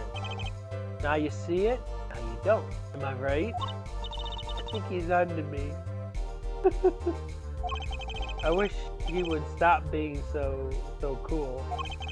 Let us dispense with these niceties and get straight to the matter. What are your plans for a gifted witness? Right. The defense would like to request another cross-examination. Because I forgot to ask something. There was no issue with the witness's previous testimony. I will grant your request, however, but this court will not permit stalling for time. Understood, Your Honor. Don't forget, Apollo. When he isn't sure about something, he has a habit of fiddling with his book.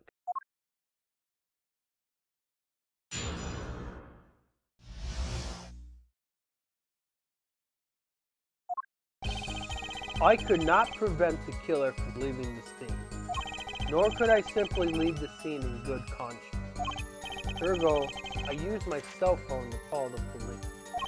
Until the police arrived at the scene 10 minutes later, I saw no one else. I'm not sure I'm qualified to watch testimonies at all. Focus. Apollo, find his weak spot. Well, it looks like we spotted a loony rum die.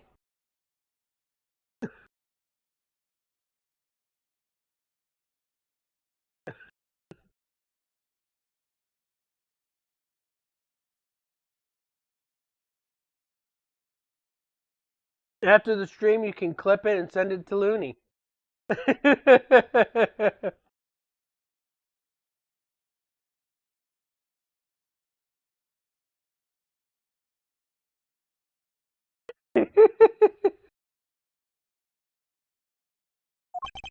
Focus? If only it were that easy. My ears hear what he says. My eyes see his expression. Do I have to do something more? What other senses do I have?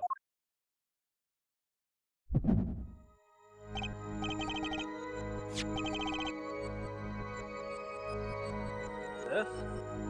My bracelet.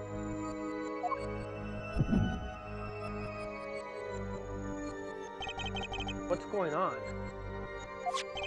My bracelet feels different somehow. I think Daddy was right. You can see it, can't you, Apollo? You're almost there.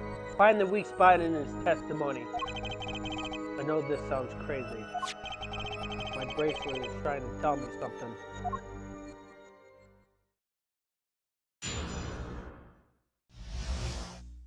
Alright, since you pressed every one of these statements, we go right into it, don't we? Right, Di?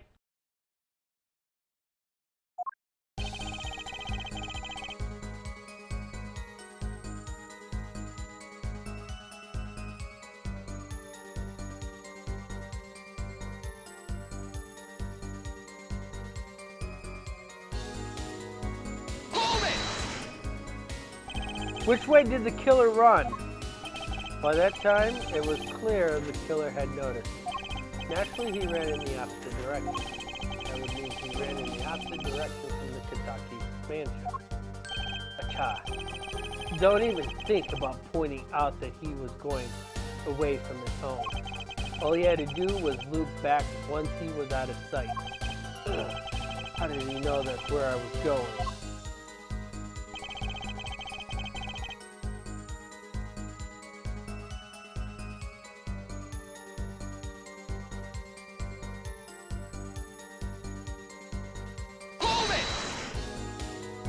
You were certainly composed for someone who had just witnessed a killing. The point is to devote one's life to the pursuit of science. One must never flinch at the sight of a little blood, nor be so moved by a chemical discovery that one drops one splash upon the lab room floor. Oh, cool answer. Very cool. So nothing strange about how he acted.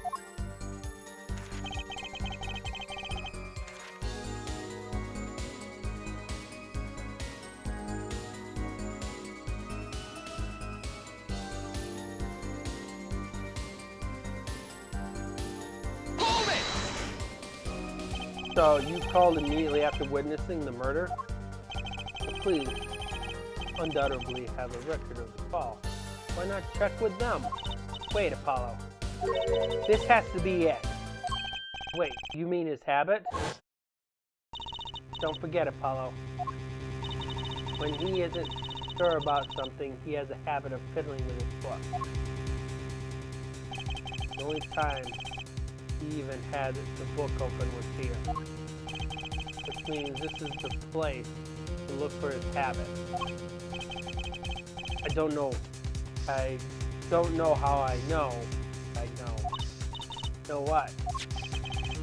It's my bracelet. It's different somehow.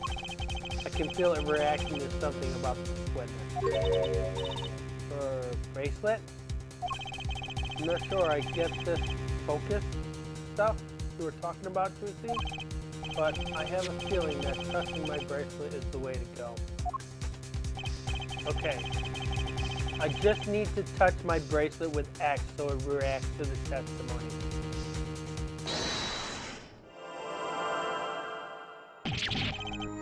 What's going on? I can see the witness's face. His expressions so clearly. It's filling my mind. I can see nothing else. Hear nothing else. Apollo? Lucy, what's happening to me? This is what I meant by focusing. Focusing? This is going to be pretty scary, okay? Thinking about a type of focus like this can be pretty scary to think about. What is the person thinking? What can you see that most other people can't see? Something of that nature. In this state, you can see everything, Apollo. Everything the witness does. That's great, but this is kind of freaking me out. Just look for Mr. Stickler's switch, his habit. You remember it, right? Sure. When he says something he's not sure of, he fiddles with a page of his book. You got it. Right now, you're looking at the witness's face. And your eyes are sort of bugging out. I'll bet they are.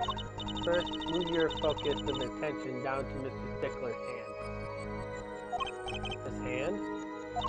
You know what to look for now. But you have to be looking at the right place. He's right. I can only see his face like this.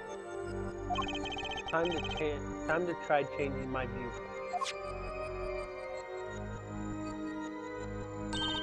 Perfect. Now you're really ready.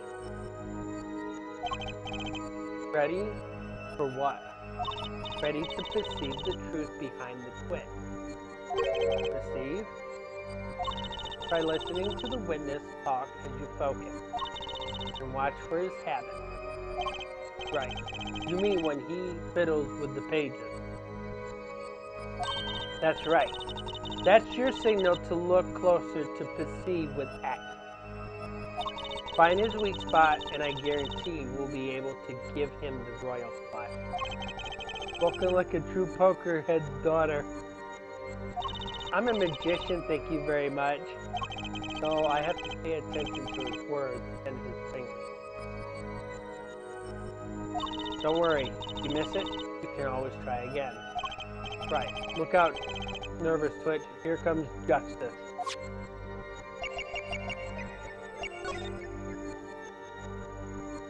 Gotcha!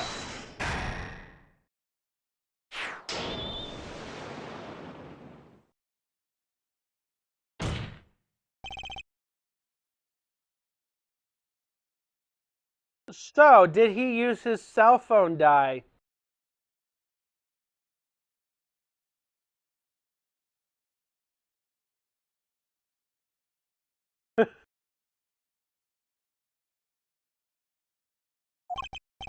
I saw it just now. I could see it. Mr. Justice, do you have something to say? Oh, all this banging of desk is quite bad for my circulation, you know. Mr. Stickler, allow me to ask you a simple question. Why did you fiddle with the pages of your book just now? The very moment you mentioned your cell phone. What are you talking about? I'm curious now about this cell phone of yours. Mind if I ask a few questions? What to ask? What to ask? So I'm going to tell you right now his number and his model isn't going to be that important. So what's the answer, Di?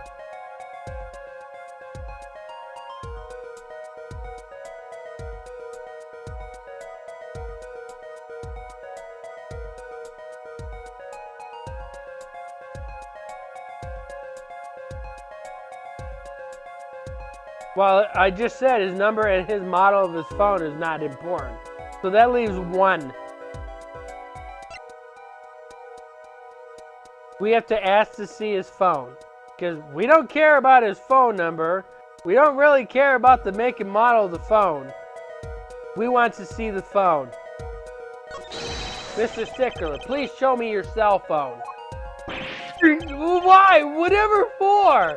Show me, and you'll find out. Well, I can't. I don't have it, you see. You don't have it? Mr. Stickler. Is this your cell phone? Yeah, where did you get that? That's the phone from yesterday. Look, a cell phone. Someone dropped it beneath this tire. If the car moved, it would be crushed for sure. I wonder if it belongs to the doctor here. How strange, Mr. Stickler. Can you explain why your cell phone is sitting here in my hand at this very moment? Wait a minute. What is the meaning of this? This cell phone was found yesterday in the Maractus Clinic garage. The Maractus? Why, that's where the victim lived. That's impossible.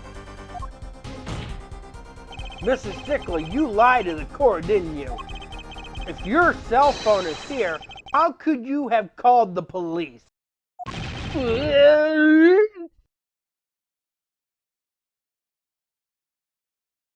It's true. I didn't have my cell phone that night. That is why it can be said that I called the police from a public payphone. A payphone? You didn't call on your cell phone at all? Just where was this payphone located, Mr. Stickler? Well, the incident... Well, to indicate it with a startlingly high degree of accuracy, it was right around here.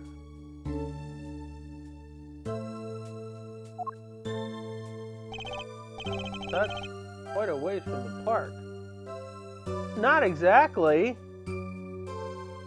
That's almost 30 feet. That's not far from the park at all.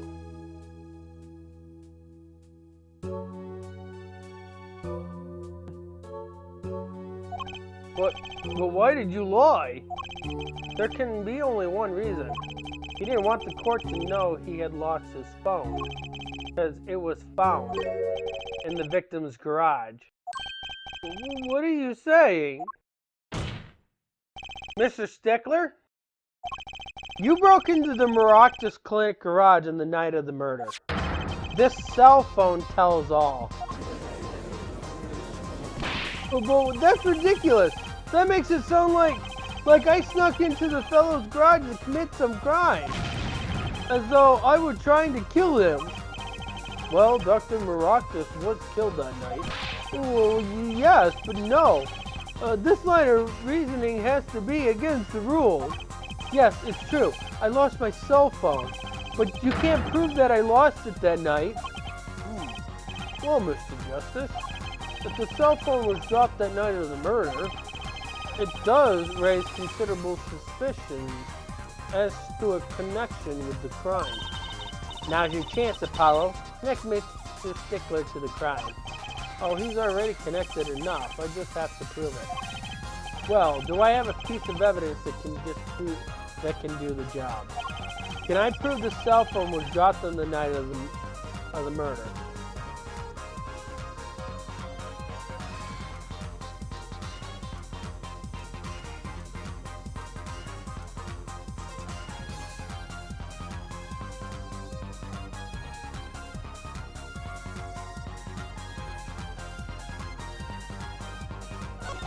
Of course I have evidence. Ooh, I like your swagger, forehead. Hit it. The court will see this evidence, Mr. Justice.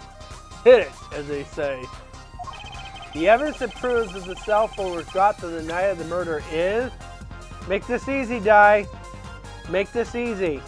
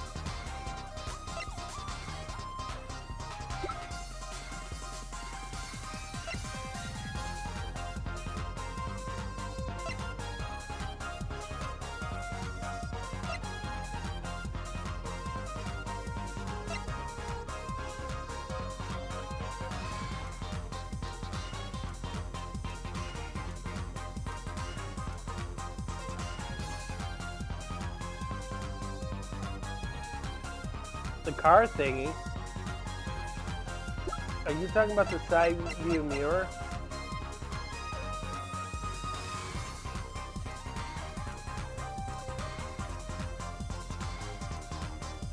Well, that side view mirror wasn't even in the garage.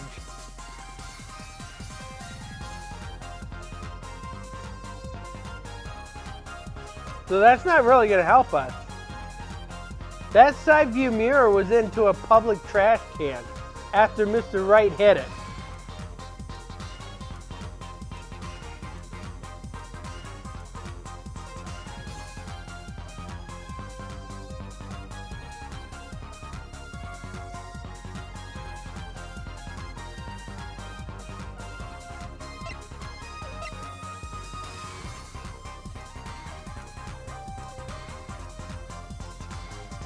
I think you can get a little closer though.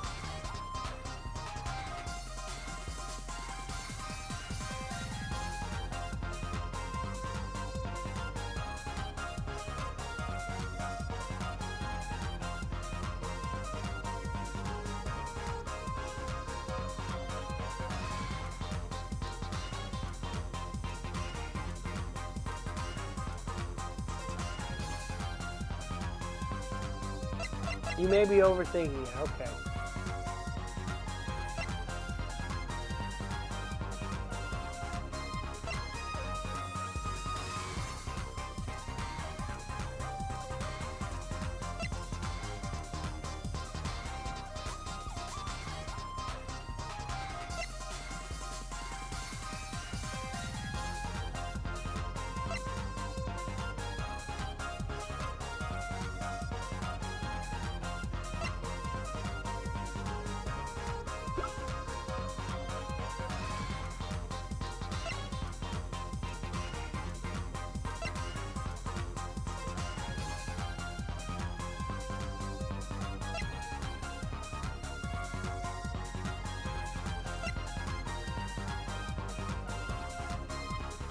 Like I said, like I asked earlier, Di, are you ready for this witness?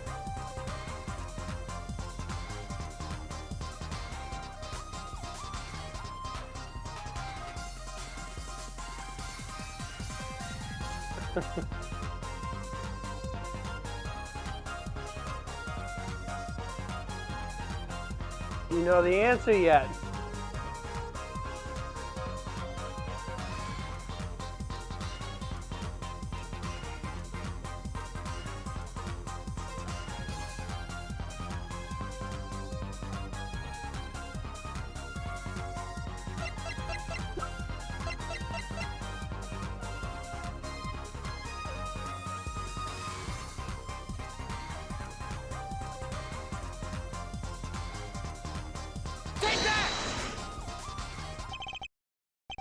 Well, Prosecutor Gavin, no comment, or Judge, no dice for suggested penalty.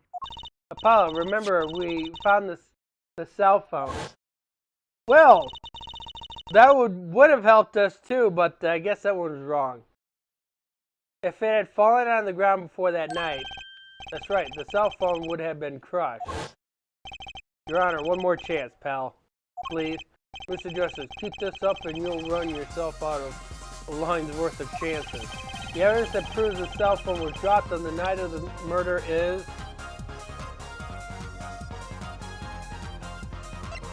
Well, if it wasn't that one, it's got to be the cell phone itself, wouldn't it?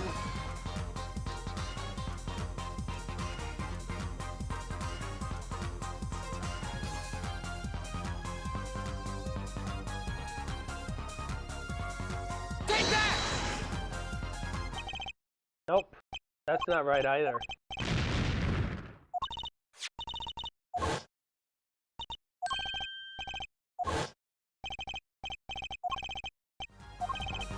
Okay, so if it's not those two, what is it?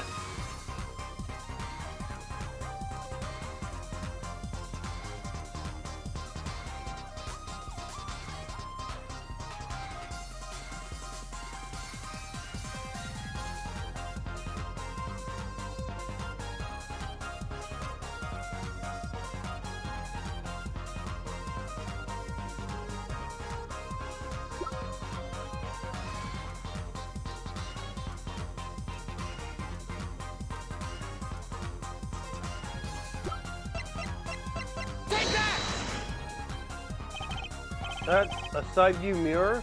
Well, maybe that was the answer. The side view mirror, I said it was in the public trash can. As it so happens, Mr. Marac's car was in an accident that took place the night of the murder. An accident? An accident. Yeah, I don't have my guide in front of me because I still need a battery for it. Haven't had the money for it. It happened a little after 9 p.m., just outside People Park, our murder scene. Mr. Marac's car hit a pedestrian. What are you trying to say? From the absence of a mirror, it's clear that the car was parked after the accident, which means it was parked there after 9 p.m. on the night of the murder. If your cell phone had been dropped before the car was parked in that garage, then it would have been crushed. After all, it was lying on the ground right under the wheel. Here we go, Mr. Stickler. The only time you could have dropped this in the garage was after 9 p.m. the night of the murder in the park. No! Mr. Stickler, you know what this means. You did break into the victim's garage that night. This is most unexpected, Mr. Justice. Are you naming the witness as a suspect in the murder of Pal Maractus?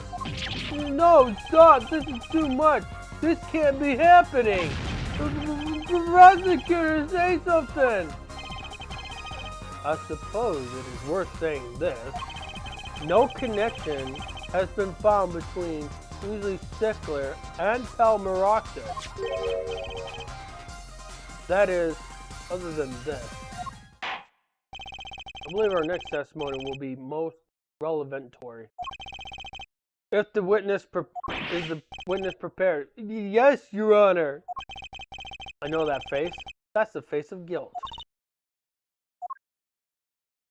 We ready for this witness? Stickler's true. That night, yes, I went to the supermarket. I must have dropped my cell phone on my way back. And when I was walking through the park, I happened to witness the crime. I saw the killer, the victim, the stand, all as clear as day. It was him. I saw the defendant at the scene. Yes, but your cell phone was lying in a garage. Oh yes, well, as you can see, my model cell phone has a defect. Other than the fact that the phone looks a bit girlish, it is given the rolling. It's quite a pain when I drop it alongside the road, you know. Looks like a normal cell phone to me. In any case, Mr. Justice, the cross-examination, please. That's funny. My bracelet didn't react at all during that testimony. Its nervous habit must not be acting up. I didn't sense anything. Looks like you're on your own this time around. Right, no problem. I hope. Here comes justice.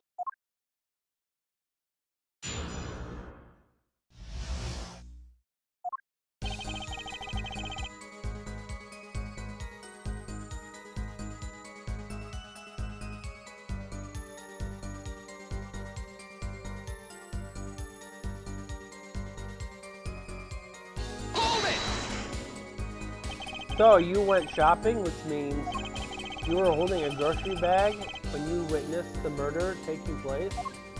Well, yes, of course. Incidentally, the prosecution has received no report of this domestic detail. Mr. Stickler, can you explain yourself? No, I mean, yes, I did go shopping. Really. I walked around the supermarket, trying out the 3 samples. It's a deeply spiritual time for me. I'm sure the store clerk would disagree. Did you think sampling free food counts as a religion? In any case, that might. Other night, I sampled to my heart's content and was on my way back home. Yes.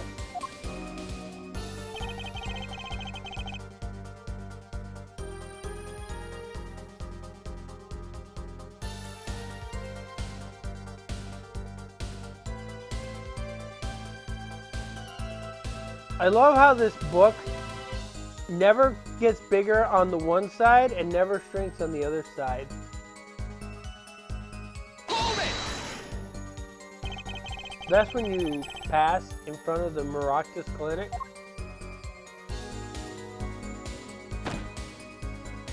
Why, yes, that's correct. That is a pretty suspicious pause there. Mr. Stickland, do you think you could be a bit more specific? Please show us the exact route you took on the night of the murder.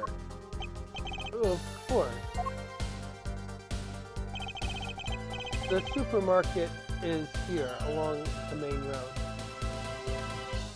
That's an awfully narrow supermarket. When you say die, that's an awfully narrow supermarket, wouldn't you say?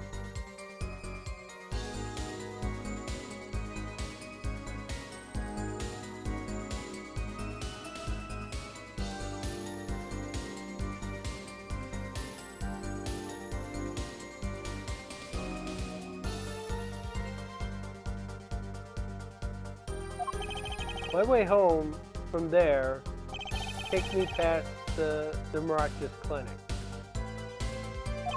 This is probably when I dropped my cell phone.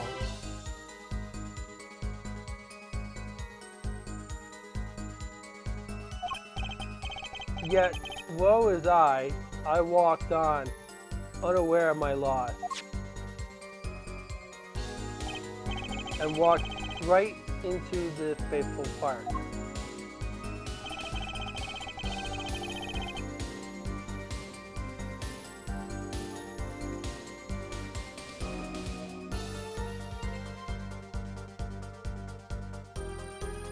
Hold it!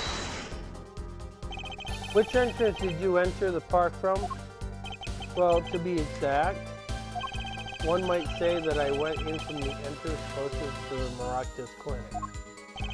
The same entrance our victim used. Did you notice anything when you entered? Wheel marks from a noodle stand, for instance? I have no recollection of such a thing, no. Yet, though I might have missed tracks, I could not miss what had happened there. I am a keen observer of the obvious, you might say.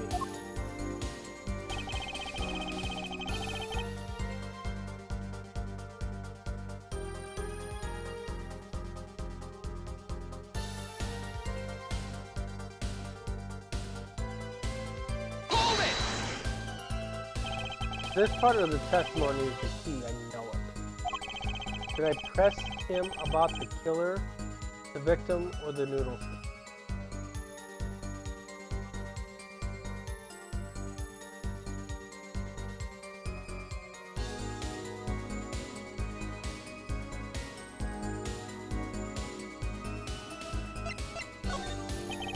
You happen to remember the noodle stand?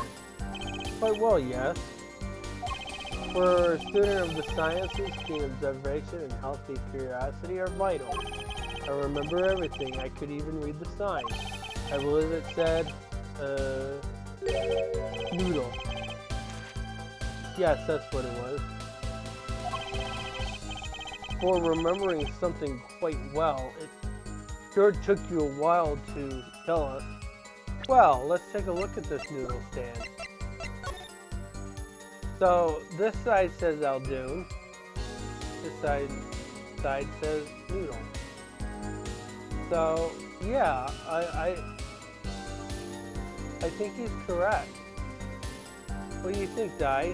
Do you think he's correct? So if he's seen noodle,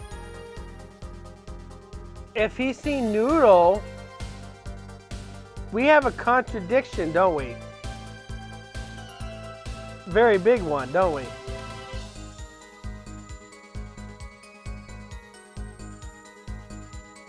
Because if he was over here on the left side of the noodle stand, there's no way he could have seen noodle.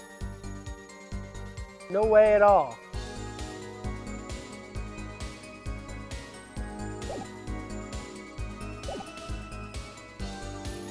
So this is a little piece of information that we have to have. Good thing you said the noodle stand, because that was correct. Thank you for telling us that a noodle stand sells noodles. Very enlightening. Well, Mr. Justice? What about that sign? Could that be important?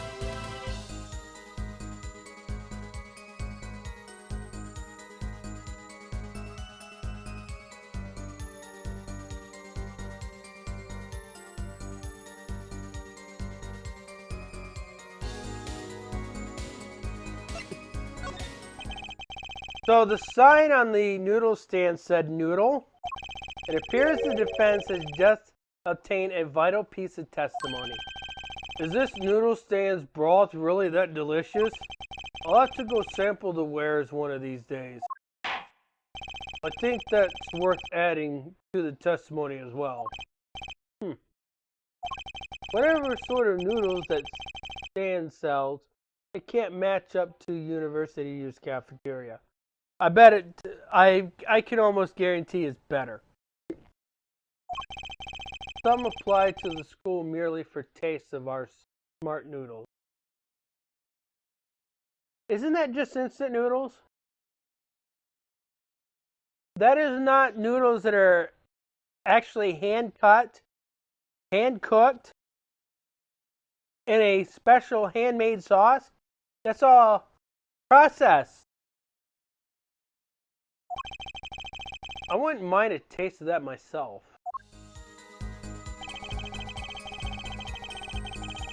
Why, I even remember the sign on the stand the victim was pulling. It said noodle.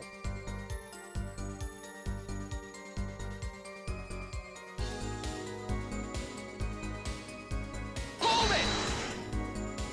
So the sign said noodle? You're absolutely sure?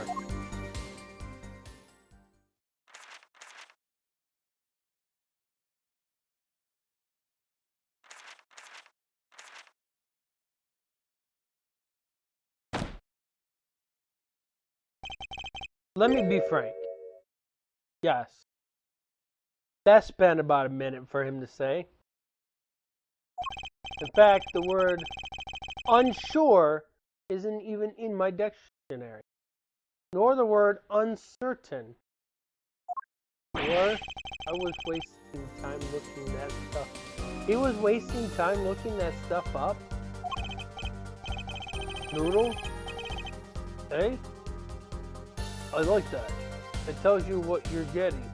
No nonsense. It tells me a lot more than that, actually. Why are you smiling like that, Apollo?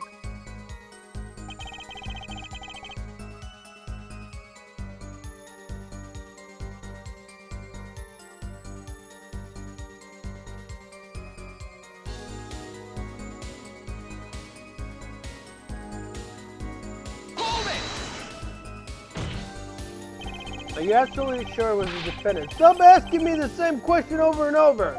This isn't some kind of makeup test. What's a makeup test, Apollo? Nothing a good student like you have to worry about. Time to find his weak spot and press it till he breaks. His habit isn't acting up, which means he isn't lying. I was kind of relying on my bracelet to get me through this one. But he's pretty unsettled. The odds are really high that you can get something out of him.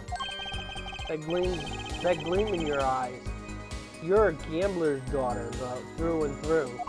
I am a magician, thank you very much. We already know the statement for this one, right, Di?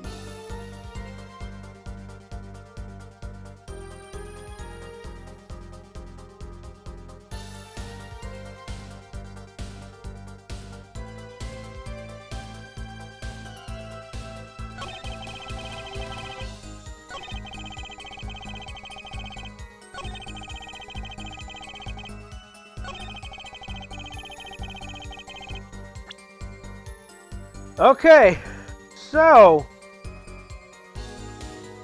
we present something, don't we?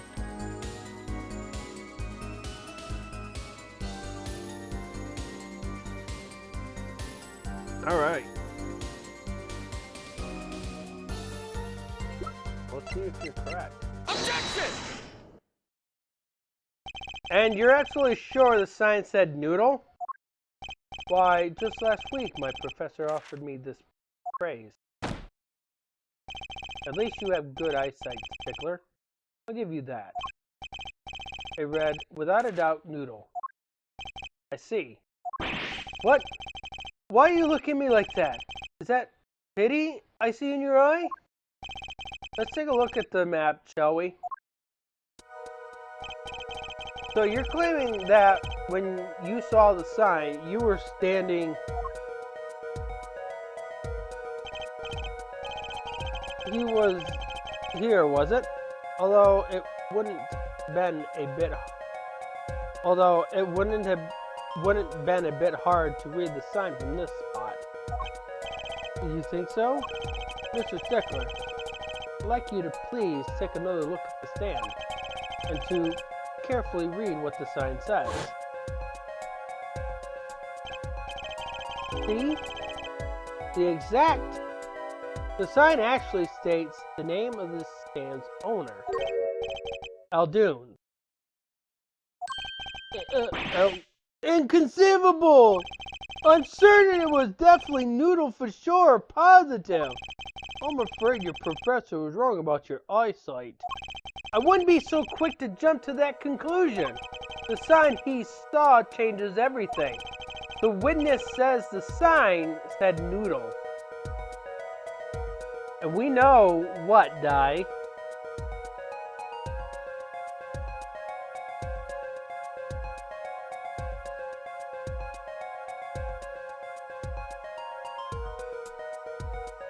Well, he didn't see it wrong. He actually did see it right.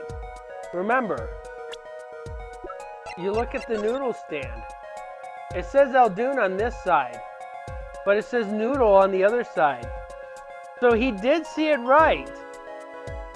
He did see it right. What would you say if I told you that there is one spot from which the sign could be read the way Mr. Stickler claims? What? Mr. Justice, show us this spot.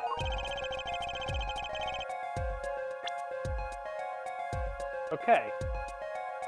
So, we have to put him in a spot where he can see it.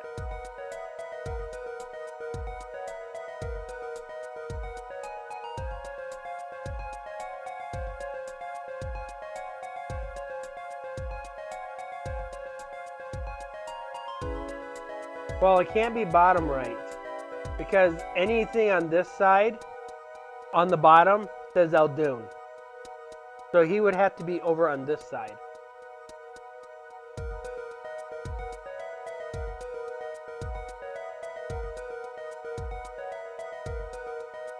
Yeah, so he would have to be over on this side. Take that! The witness was standing here, on the opposite side. How do you know that? When viewed from the south, the sign on the stand reads Aldoon's, as we know. However, observe the other side of the stand. Oh, this side says noodle. Exactly. The name of the stand is split between the front and the back sign. Mr. Stickler, you lied to the court. You witnessed the crime from the north side of the park, not the south. Yeah, you got me. So what? So what? What does it matter if he saw the killing from the north or the south side? It makes no difference at all, but it does. He's right. Travel far enough to the south and you will end up going north. View on a global scale, directions on utterly worth without meeting. He's right about that one, but in this situation, that don't make a difference. Actually, maybe he's right. What does it change? Bot on Twitch. It changes everything, Apollo. Lucy? Remember his testimony from before? So to be honest, I'm a little scared of where this is leading.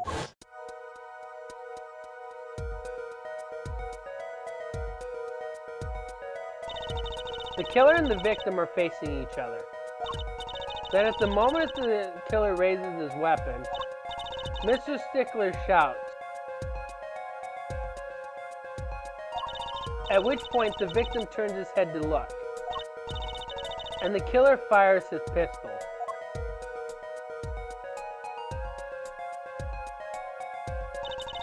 That's why the bullet hit him in the right temple. No contradictions, right? Right. If Mr. Stickler was standing on the north side of the park, that reverses the whole scenario.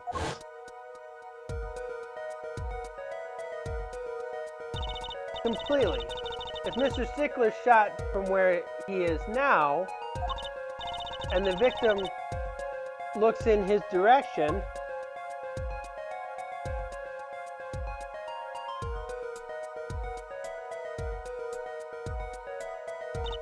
the bullet would have hit his left temple. Ugh! Ugh! In other words, someone standing at point K couldn't shoot the victim in his right temple. It's impossible. That's right. So now that we know that Mr. Stickler was standing on the northern side, the wound location takes on an entirely different meaning. Indeed, you are absolutely correct, Fräulein. What meaning? The entry wound was on the right side of the victim's head, correct? Well, the right side of the victim's head is north. North? Ah. But that's where the witness, Weasley Stickler, was standing. Correct. So if he was standing to the north, then the only person here who could have shot the victim in the temple was Mr. Stickler himself. Yeah! Oh! Order, order, order! Wow, the apple didn't fall far from the tree. She flipped this whole case on his head while I was still figuring it out.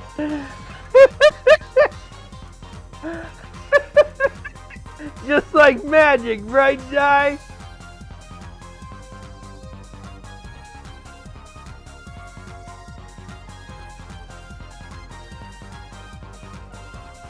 Well, you gotta figure out who her dad is.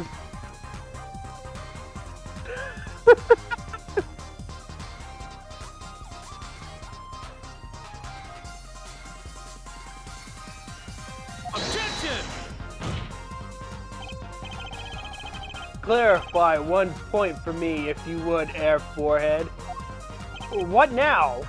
Are you truly accusing this college student of murder? Well, I can't say he exactly looks innocent, but something still doesn't feel right. I just can't picture him as the real killer. No, please, look aside. I'm really a nice guy. All my friends say so. Let's hear what the defense has to say.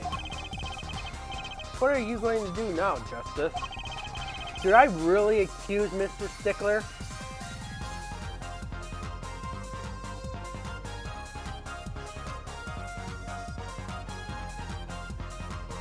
Remember, are we ready for this witness? If we can't exactly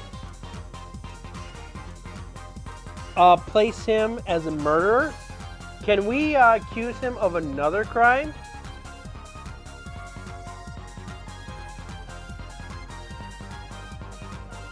Can we accuse him of another crime? You say no to the first question I asked. Are you ready for this witness? Can we accuse Mr. Stickler of another crime? If we can't accuse him of murder, can we accuse him of another crime? What crime can we accuse him of? I don't think Weasley Stickler is a killer, but he's not innocent either. His usual silence tells me that much. Mr. Stickler, you seem unusually quiet. Tell us why now. The word confession isn't in my dictionary. Careful head. I'm afraid it falls to you to elucidate Mr. Stickler's silence. Mr. Justice, you did say you were accusing the witness just now for a crime other than murder. The reason? The court's all ears. I know he's guilty of something, but what crime other than murder is there? Do I have evidence to show his involvement in some other crime? Your evidence. The court's all eyes, Mr. Justice. Show us evidence that point the witness involvement in a crime. Are you ready, Di?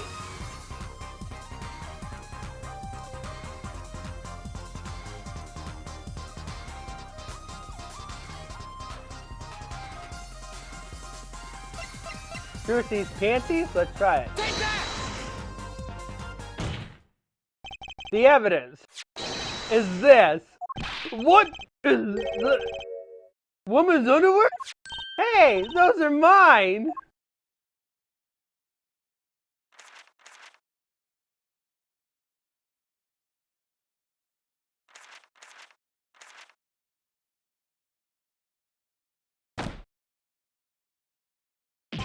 Dude, don't look at me like that! Wow! Order, order, order! Mr. Stickler, while I can't say this comes as a shock, it's not my disease! My Pagaro. On the night of the murder, just past 9 p.m., a young girl catches a panty snatcher red-handed. Bravely, she gives chase, but the snatcher flees and hides himself in no other place than the Maractus Clinic garage. Aha! Incidentally, those panties were found in the exhaust pipe of the car there. Presumably, he was trying to hide the evidence of his crime. Ergo, while you may not be a murderer, you are guilty of panty snatching in first degree. Please, hear me out! It's not what it looks like! Order, order, order! Mr. Stickler, you should be ashamed. It's not what it is.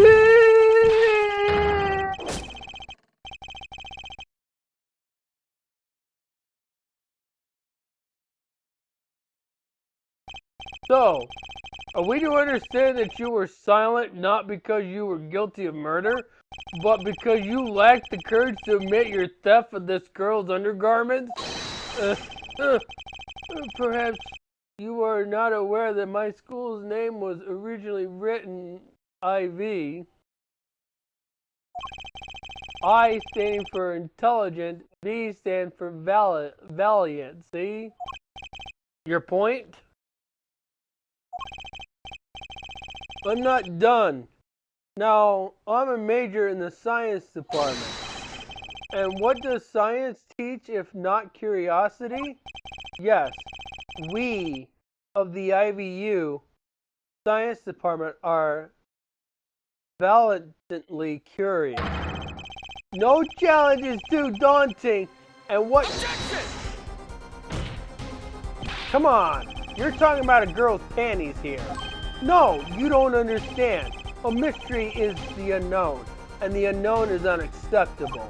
And my friends, when it comes to mysteries, those panties are the promised land. From the moment I first laid eyes on them, I was compelled to investigate for science. A full-size car tire was only the first mystery those panties revealed. Tire? Yes, I saw her do it. She pulled a tire out of those panties. But that's not all. First there was the tire, then a stew pot, and a frozen chicken. One mystery after another. It was magic. Oh, I remember now. He's one of the regulars of the audience at the Wonder Bar. Huh? He's talking about my magic panty trick. I just don't understand.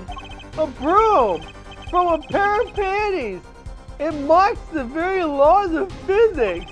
A broom and a frozen chicken? Trucy? Whatever happened to doves and bunny rabbits? Mr. Stickler, you stole this girl's panties to understand a magic trick?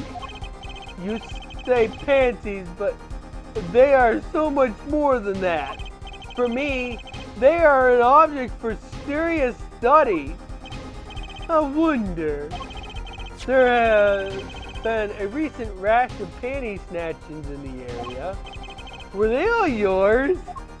I am sorry, but I did it for science. Each time I spied a pair of panties.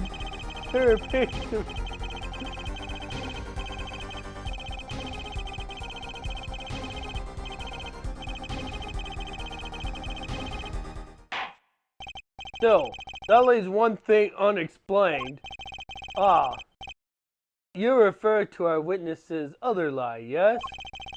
The witnesses claimed that he saw the crime from the south, but was in fact in the north? Indeed. Would anyone care to explain why he lied about that? Die! Why do you think he lied about that? Be my guest, Air Forehead. Me? Did I not hear you correctly? Did you not say you do not accuse the witness of murder? Why then did the witness lie about his location at the time of the shooting? Or have you no idea? Apollo, there's something about the way the diagram is arranged right now. When you think about it, right near where Mr. Stickler was standing, isn't there a...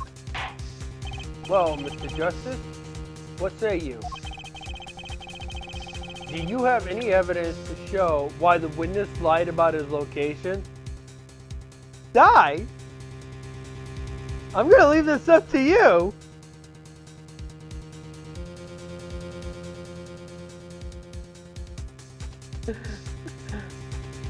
This trial keeps getting weirder and weirder, does it not?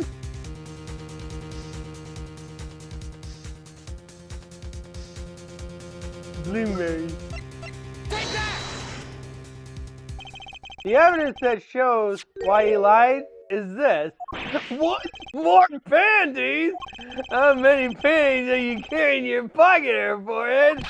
These are the last, honest. These were found in the trash can at the park.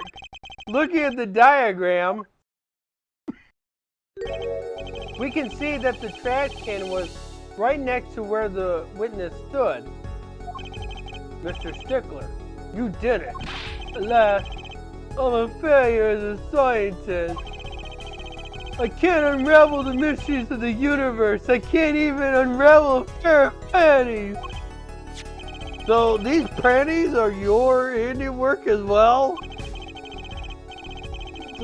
That night, I had been chased, hounded into the Maractus Clinic garage. Weeping in frustration, I was forced to abandon my prize. Don't you see how I felt? Believe me, I'd rather not. I hid in the garage for a short while, then abandoning the panties I made for home. To avoid the office where the girl works, I went towards the south entrance. When I saw them hanging there on a clothesline by a giant mansion, A giant pair of panties. Apparently, he didn't know those bloomers belonged to the mob. I had them safe in my pocket, ready to take home, when I stumbled upon a murder. The murder of Dr. Maractus? I reported when I had seen, and as I waited for the police to arrive, I got scared. What if they searched me? That's when you disposed of the bloomers? Yes, it was a severe blow to the process of science, one that had to be borne. A fascinating, if disturbing tale.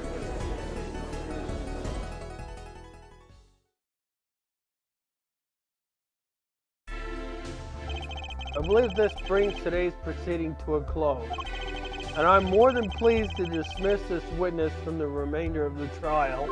Oh, one last thing, if I might. Yes, Prosecutor Gavin. Regardless of where we ended today, some vital points remain. Namely, the defendant Waki Kataki was at the scene of the crime, and he was pointing a weapon at the victim. One more thing. Waki Kataki has a clear motive. Indeed, the defendant Waki Kataki is still the prime suspect in this case. The only suspect, in fact, assuming there was no one else on the scene at the time, yet a mystery remains. The location of the wound in the victim's right temple has yet to be explained. The court requests further investigation from both the defense and the prosecution. God, baby. No problem. Very well. This brings the trial for today to a close. Court is adjourned.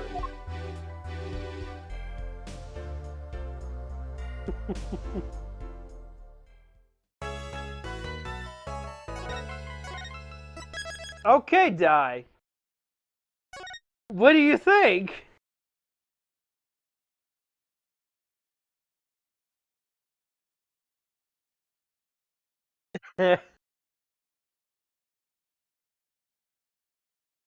You really weren't ready for that witness, were you?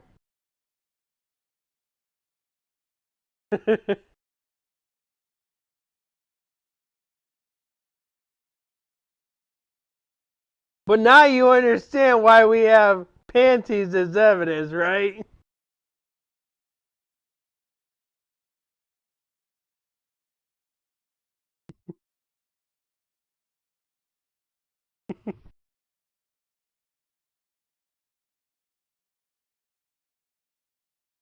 Weasley Stickler.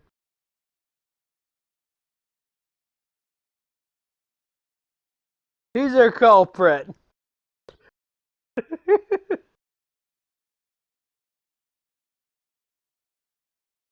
But we have a bigger mystery.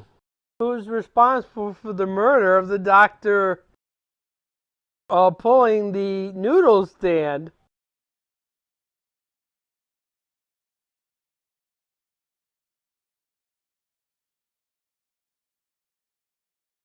Maybe it was Di. Maybe she's the one that was responsible.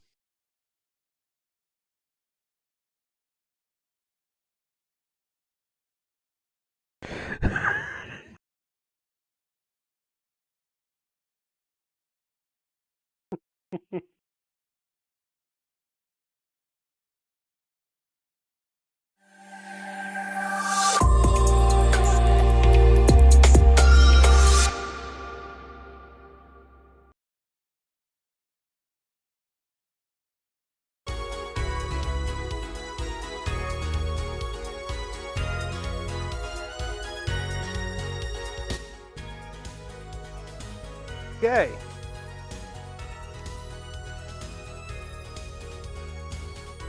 Alrighty then. That's going to be it for us for tonight.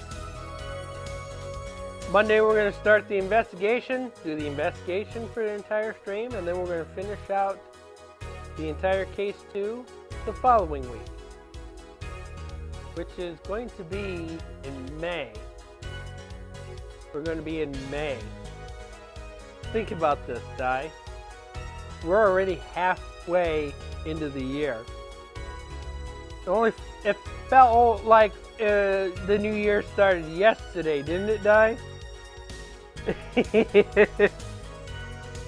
You're like, I'm getting too old.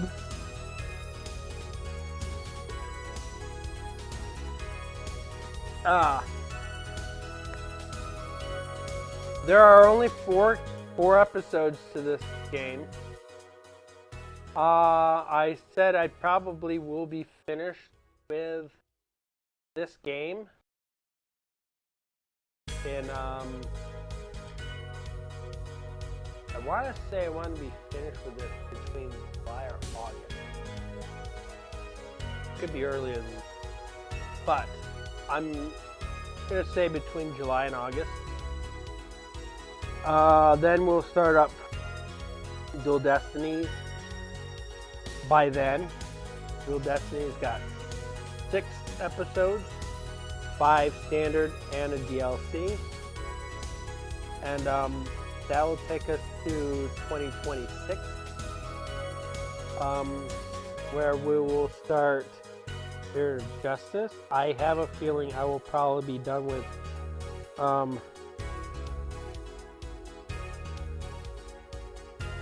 Dual Destinies in January,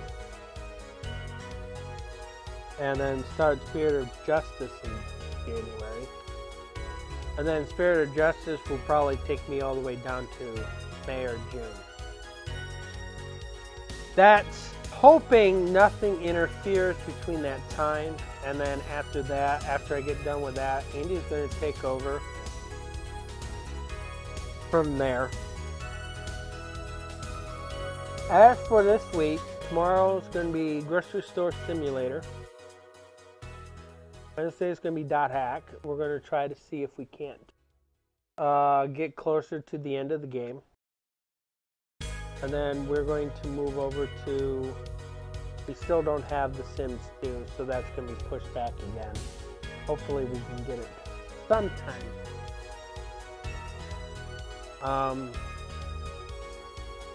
Then Thursday also starts week 6 of the PFL, which is the final week we can do trades. So if anybody is, those of you that are lurking, that's interested in football and wants to sign up, Discord server. I will take anybody signing in until Sunday. Sunday will be the absolute last day you can sign up. After Sunday, it's all done. We will finish out the rest of the year as is, if nobody else signs up. Because we will be halfway of the season in May, because the 8th week is going to mark our halfway point. Which means by week 8, we have some more stuff that we're going to have to do. Are you looking for that? Looking forward to that?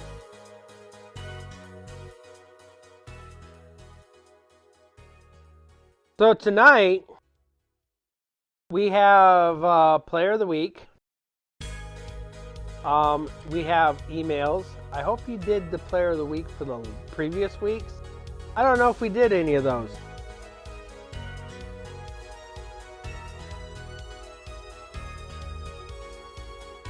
We'll find out. Anyways, but yeah, tonight's Player of the Week and emails and updating the injury report. We do have some new ones that we have to add. And I think we probably have some that is going to be taken off the list. That's it for the week. Andy takes over on the weekend. The Sims 3 is going to be on Friday.